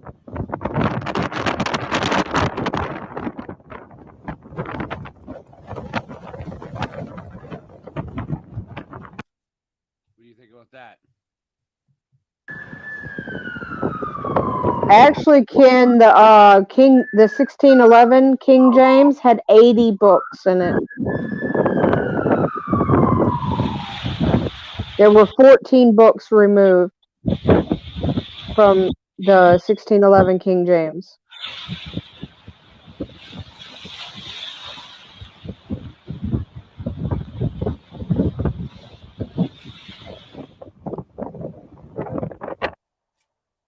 That's pretty crazy. Okay. Huh? No, that was crazy. I couldn't hardly hear you. You were like so low. Sorry, I wasn't really talking. Okay, so this was cool. Real quick. So you know how I was telling you how, like, you know, before the car, you know, before they invented the automobile, everything was trains. So check out. This is in Massachusetts. This is the MBTA, the trains I always take. This is the trolley, and look how it just drives through like regular residential neighborhoods and shit. This is like in the 50s. Yep. You're at 1950s vintage. Yep. You Look at know, like on River Street in Savannah, there's trolley rails. But look at these. These ones look like they're just like regular one-seat service. I don't know, between like Park Street buses. Subway and But look, Watertown they're running Commons. on electricity. Yeah, because they're trolleys. I know we have them here still now, but what I'm saying Yeah. is these ones. Well, they used to have one on River Street in Savannah These because ones they look- still had the rails. These ones look like they were nice. Were for this line. Look, they drive by people's houses. It was not unusual to see 2 or 3 car trains on these residential. But you know what I think? I think that those trolley rails that are on River Street, I think the trolley ran through all of Savannah, but they just managed to get rid of all the railing except for on River Street They just cover them up. They just cover because them up. you can easily walk on foot from one end of River Street to the other end of River Street. I've done it many times when I lived in Savannah. So there's no reason for there to be a trolley just on River Street. Well, you should look and see how far you can follow the tracks and see where it goes.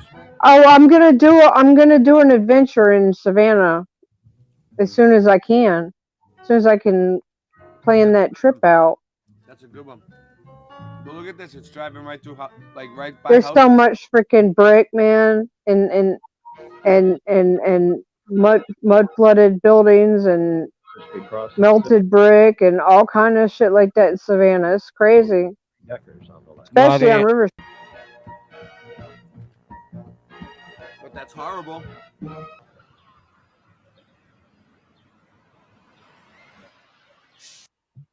That guy loves taking the train. When advertising on YouTube, I know that Oh no. making a video with a clear call to Oh action. no. So what time is it now? We still got 22 people here. Yeah. Wow, I can't believe it. 22 people at 4:45 in the morning. That's wild.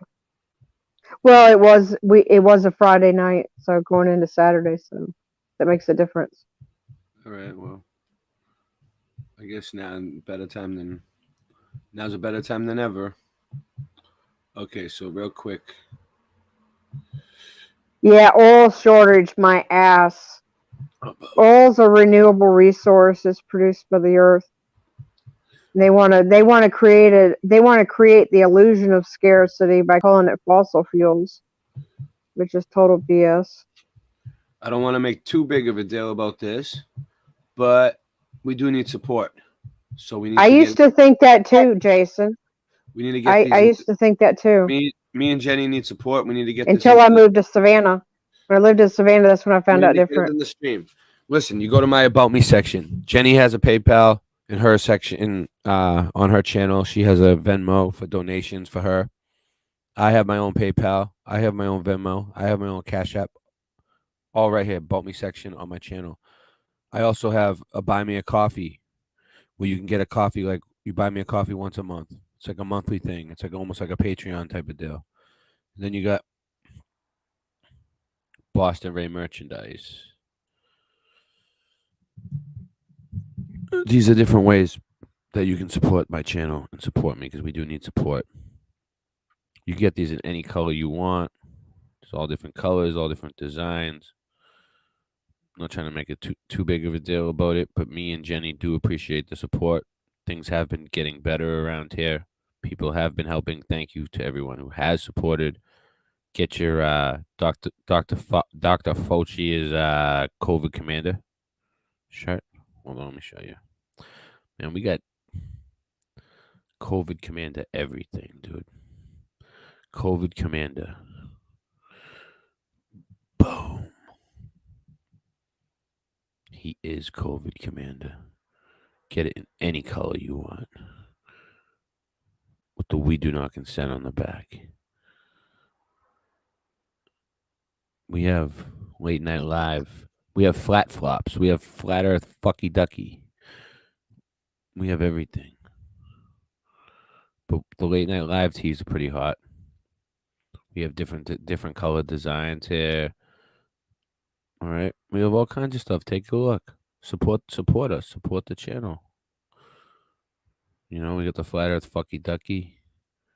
You get anything in any color you want. We're working on some new band practice designs. And that's it. Support me and Jenny. We need some help. And there you go. So other than that, let me play a song, and we're gonna get into some more a few more things. I'm not ready to go yet.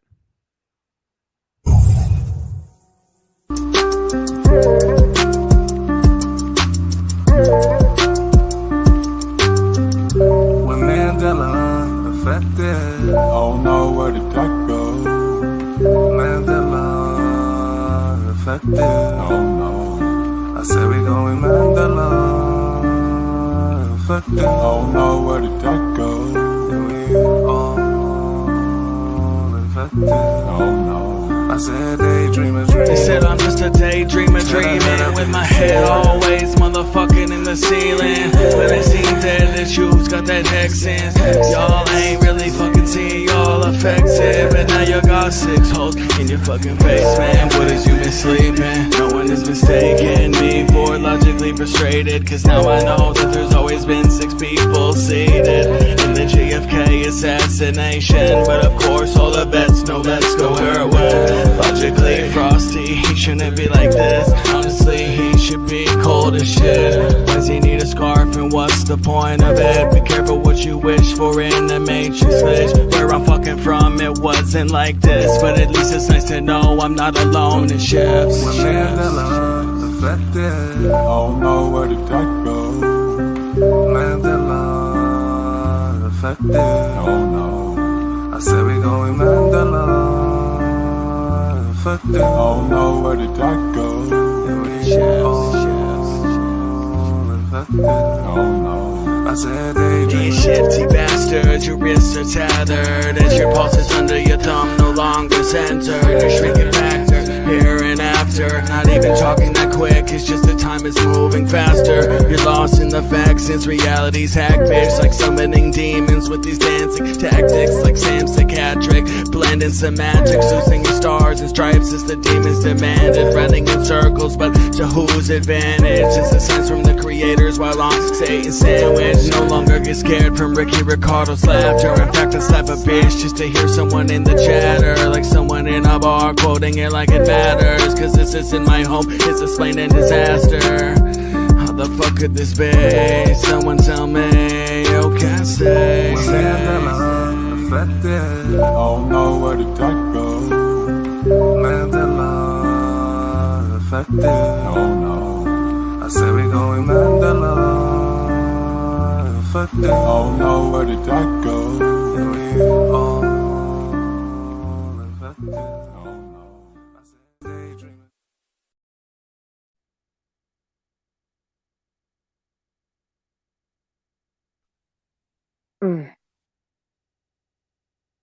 Ray, you muted?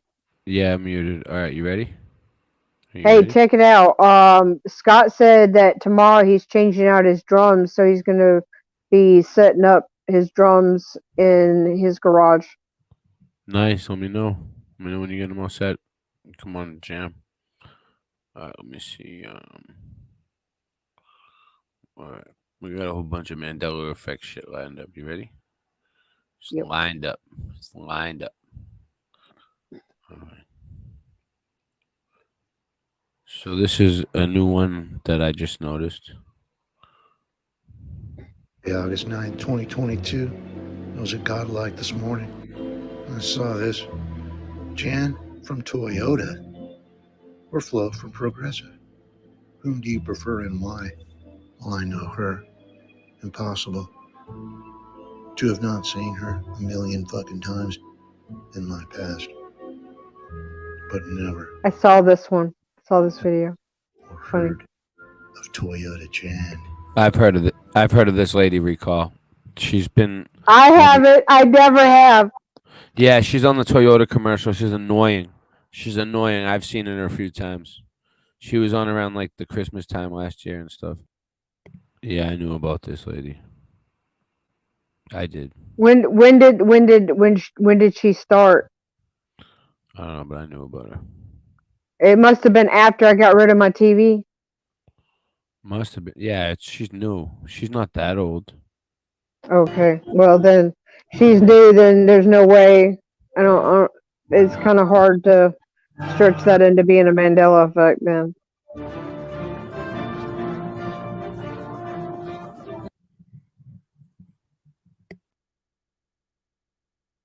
Hey everybody, I got a little collection here of the Mandela effect.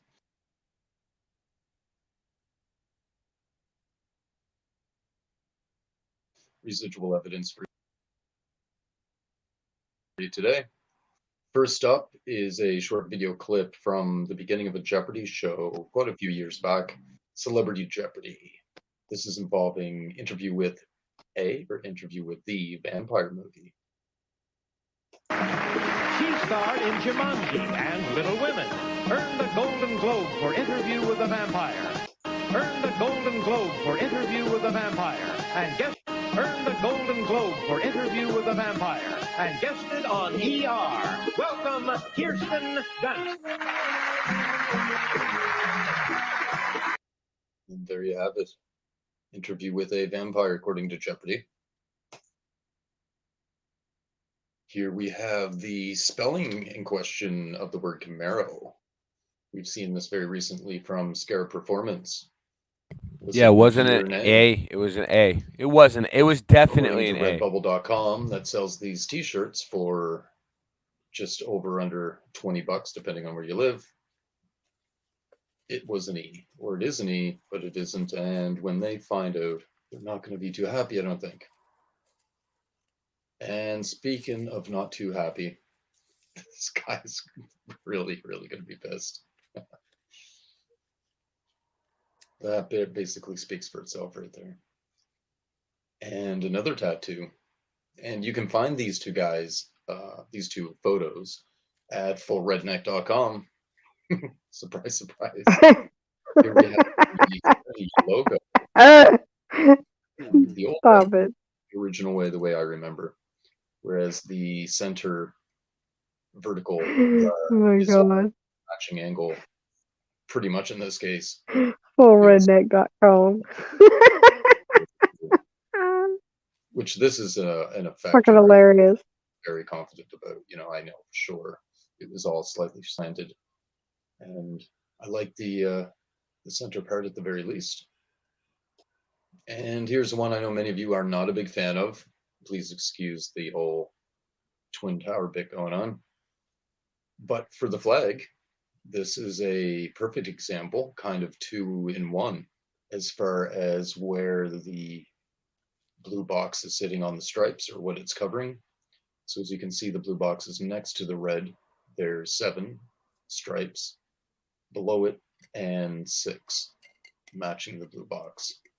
And when hung in this vertical orientation, Red and the blue. you have the representation for 1776. It looks like red and the blue. But now, with the blue box lower, the flag officially is actually hung inverted to this. So the blue box is over there. It needs to be flipped, which to me seems inverted or backwards. Yeah, it's just not the way it was. You know, I've seen it hung so many times. I'll get to an example of that in a moment. This British flag too, you know, these white stripes. Oh, look at that. I didn't even notice that before. I'm sure that could be argued, but looks pretty straight up there. Red a and the Disney blue. pin. Yep. Again, 6 stripes at the top, 7 at the bottom, blue on the red. I know the stars here are not correct, but it's only a 30 star. It was just their simple way of depicting it, but there was no reason for them to depict, you know, the box wrong as currently it would be. Oh, I got to thank Father Boone for that one. Thanks, Boone. And yeah, this is an old clip from the Olympics way back when Nancy Kerrigan here was skating. If y'all remember her, she's a poor girl that got injured in the leg by Tanya Harding's husband hired somebody for that. Yeah, that was pretty sad. It was disturbing. Anyhow, we have her fans in the back here displaying the American flag hung vertically, but currently that would be an incorrect way to hang it. And this is how I'm very sure. You know, I used to love the Olympics. I used to take school off, especially the Winter Olympics. I'd always watch that. And of course, every year at the end of the hockey playoffs, they hang the flag. World Hockey, World Juniors. You know, I've seen the flags hung vertically many times. Yeah, I used to watch ice skating and stuff with my mom. Shit. I thought I'd show you this. It's not really residue per se, but it is something I've been seeing a lot. Until I discovered the X Games when I was a teenager. someone to say this is MA or MC, Better. but it's very stretched out. Like how long, how much distance do you need for an MC? Yeah. You can actually even see the indented That, yellow here. That one's pretty good. So I found that interesting. I've been seeing it quite a bit, sort of some sort of morphed in between stuff going on when it's blurry. In any case, thank you very Oh shit, I wanted to go back. All right.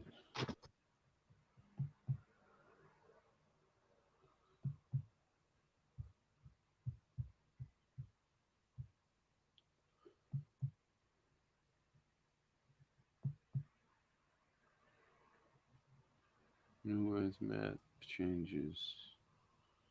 MC Pro.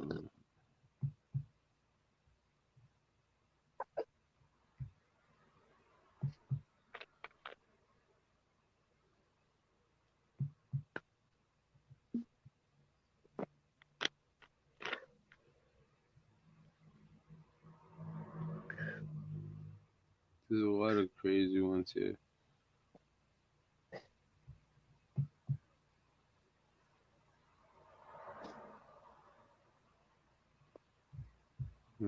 Shape of vision. These are all like the land mass is changing. Hey, Jellyhead. Yeah. I don't know, I'm just trying to see if there's anything I want to watch.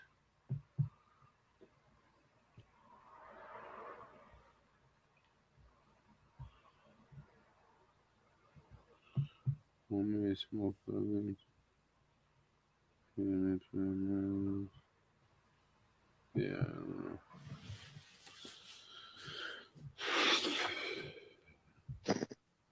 Old Earth residual. Ooh. Let's see what You didn't hear that, did you? No. It was loud to me for sure. My neck popped really loud.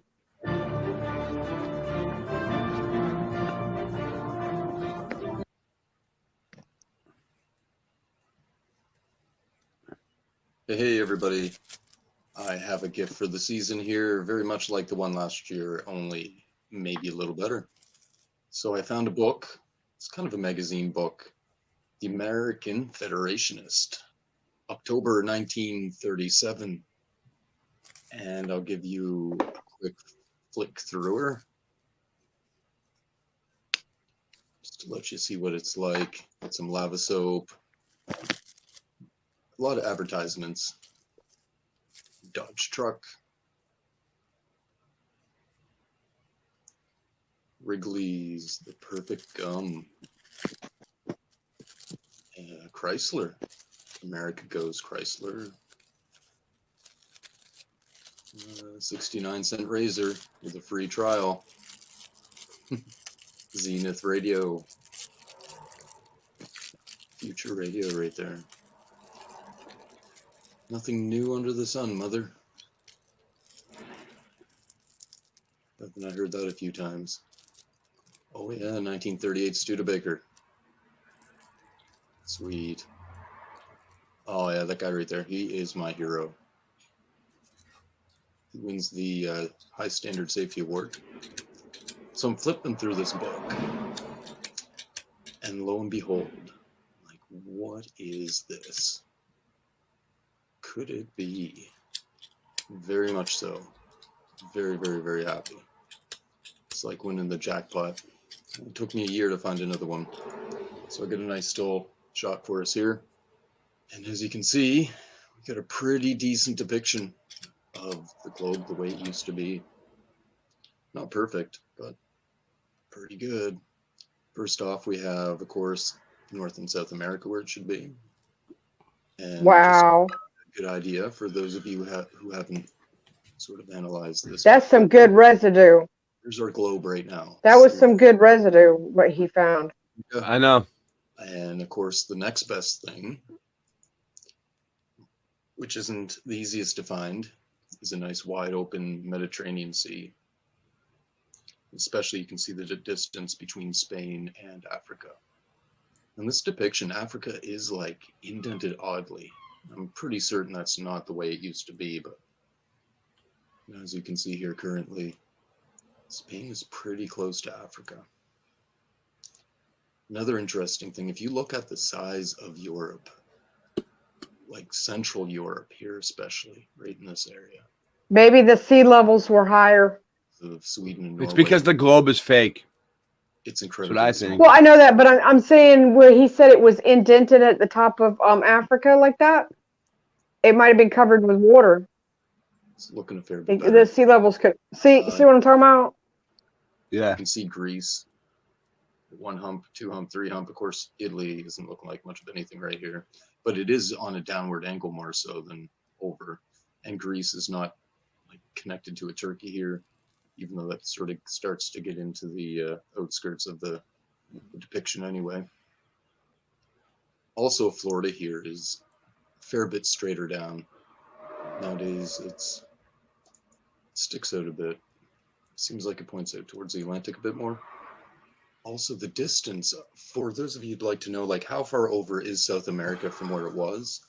Not only from this depiction and other depictions, but I know from when I was a child, essentially, or very young, I had referenced it. Basically, from where I was located on the coast of Eastern Canada here. So this yellow pin, at one time, used to line up approximately right here on Brazil. That's a long ways off. You can also put on the grid, a really good reference there. That's how far it is off from my estimation, which is approximately, it was coming up approximately 1,900 miles, 3,000 kilometers. It's like a 30-hour straight drive right there. So there it is. Beautiful find. I was very happy to find that. You like winning a jackpot.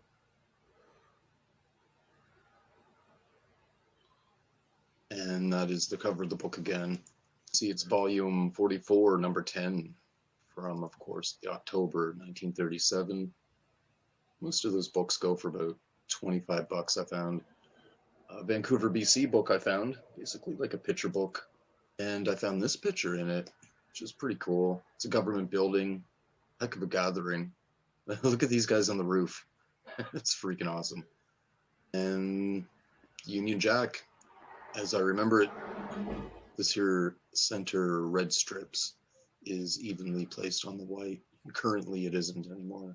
I thought I remembered these going all the way to the red, but the more I think about it, I don't. I used to have one of these hanging in my room. Very old version that I got when I was a kid. So there it is. Season's greetings on that, and making the old earth into 2018 with us. All right, everybody. Take care. I hope to get some more out to you soon. Peace. All right. So. Let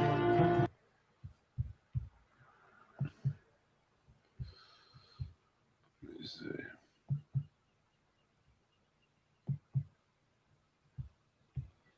All right. Well, I think I'm going to end it now. What do you think? You think it's a good time to end it? I think so. Yeah, I want to go to bed. It's getting late. Yeah, I had to I had to come outside because I was like starting to nod on that couch. All right, guys. Thank you for showing up, everybody. I'll talk to y'all's tomorrow. Shall we give one last shout out? Scott Level, Natalie, Jason Stott, Ellie Young. Good morning. Kenneth Rotman. We're about to end the show. Mad Pie Man. Jason Stott. I don't know if I missed you. I'm sorry. I can't go on anymore. I can't go on any further. All right. You gonna play some music though, right? Of course, I'm gonna play some. We need the music to unwind. The music is a necessity. Yeah.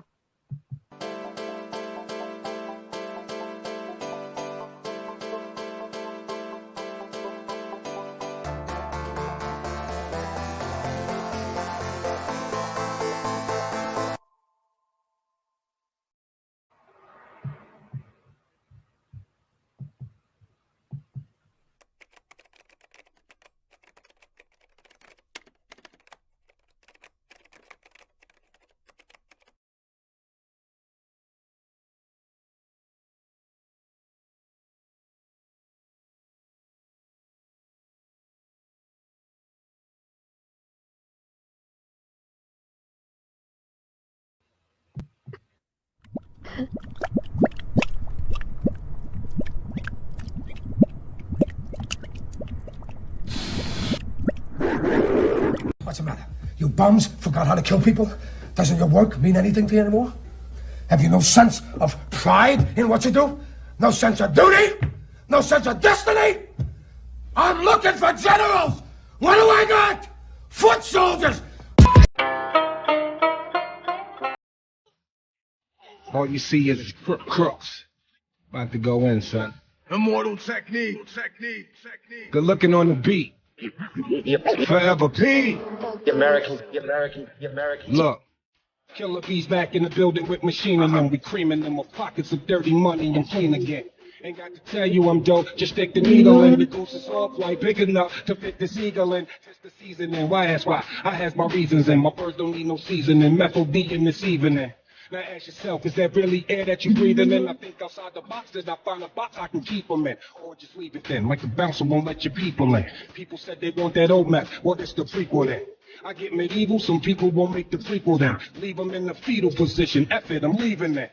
I use the system, you cowards use euphemisms. Women call me super daddy, my powers is supervision. Who gave you permission to speak? To learn you listen, learn to listen to a different MC. You learn the difference in addition if you're missing MC. Sign this petition, get a fraction of that faction subtracted by my division. I'm a boss, so that means I make decisions. /killing, I will kill an MC to make a living, yeah. Call me super daddy, my powers is supervision. Who? Supervision, supervision, who? Casting raps, you get your back snapped in half and 7. All up in the club, putting squad up. Supervision, throw your squad up. Supervision, throw your squad up. Impossible pain beyond measure. Squad up. Cigar guts, all up in the club, putting squad up. There's a new housing plan for the ghetto eventually. Project for a new American century. False flag terrorism controlling you mentally. The gospel in the hands of people with no empathy. A mixture of dangerous social chemistry between law enforcement and a military entity. Cameras on the corner of every corner you facing. Testing out a future Gestapo on immigration. Power, consolidation, information restricted. Just like the iron law of oligarchy predicted. Incarcerating the poor among the drug addicted. But not the families of the ruling class that's afflicted. Cause it's a fucking caste system like corrupted Hinduism. I think you should listen. I've been through the system in prison. I've been through religion. Carried the cross as a Christian like it was anti-disestablishmentarianism. Until the seeds of despotism arrested my vision. Lyricism with cynicism and syllogisms. Until they Pedro Albizu Campos and kill me in prison. Chemtrail conditions, stem cells of Leo Strauss's philosophy. The birth of neocon policy. But I laugh at America's fear of a new world order controlling the hemisphere. Cause my people been living that for the past 500 years. Intelligence, understanding. Supervision who? Supervision, supervision who? Casting raps, you get your back snapped in half and 7. All up in the club, putting squad up. Who do we trust? Who do we trust? The faction. Who do we trust? Who do we trust? Impossible pain beyond measure. Squad up. Cigar guts, all up in the club, putting squad up. Caterpillar metamorphosis to bigger nigga. Lantern in his hand, headless horseman to the rhythm. Been successful for so long, I can no longer feel it. Take your finger, prick it, mob initiated members. I'm far beyond the dawn, my title ain't even listed. Federales listen, only hear me chewing, sipping. Dancing with a doll, prom night with Cinderella. Then we dip in a Ferrari, fly as Tom Selleck. Vocals on Tony Bennett, I'm only in it to later see people I taught tell me, yo, we did it. I led a revolution in the world of tech and music. Free the homie, did his time and paid the restitution. Time go quick, better have all your goals set. You getting yours or just hanging on like an old dick. I can talk about money, we ain't the same, son. It's just different when you came from where I came from. Yeah, it's me again. This thing of ours you will probably never see again. But for the growth, it's the oath we're believing in. Locks, Postra, Nostra, yeah, it's 3 of them. Lucci and him, I'm the nigga they can't stand no. More work, more ammo. Gambino in a Lambo. Call me for a situation you can't handle. More caskets, more murals, more candles. True poet, Audemars, you blow it. Ever I know, I'd rather die for you know it. High profile, this shit sells. Call Mary Richmond and tell him pick 12. Cause we never sing, we on the better things. Pride is nothing, integrity is everything. Yeah, it's if you broke, how you giving advice? Me and my niggas, we just living the life, yeah. Call me Super Daddy, my powers is supervision. Who? Supervision, supervision. Who? The casting raps, you get your back snapped in half and seven. All up in the club, putting squad up. Supervision, throw your squad up. Supervision, throw your squad up. Impossible pain beyond measure. Throw your squad up. Cigar guts, all up in the club, putting squad up. Whistleblower, men are afraid of label, the threat traitor. Executive legislator trying to suppress your behavior. Intelligence interrogator, collecting metadata. Condemning the messenger and censoring the educator. CIA feed the propaganda.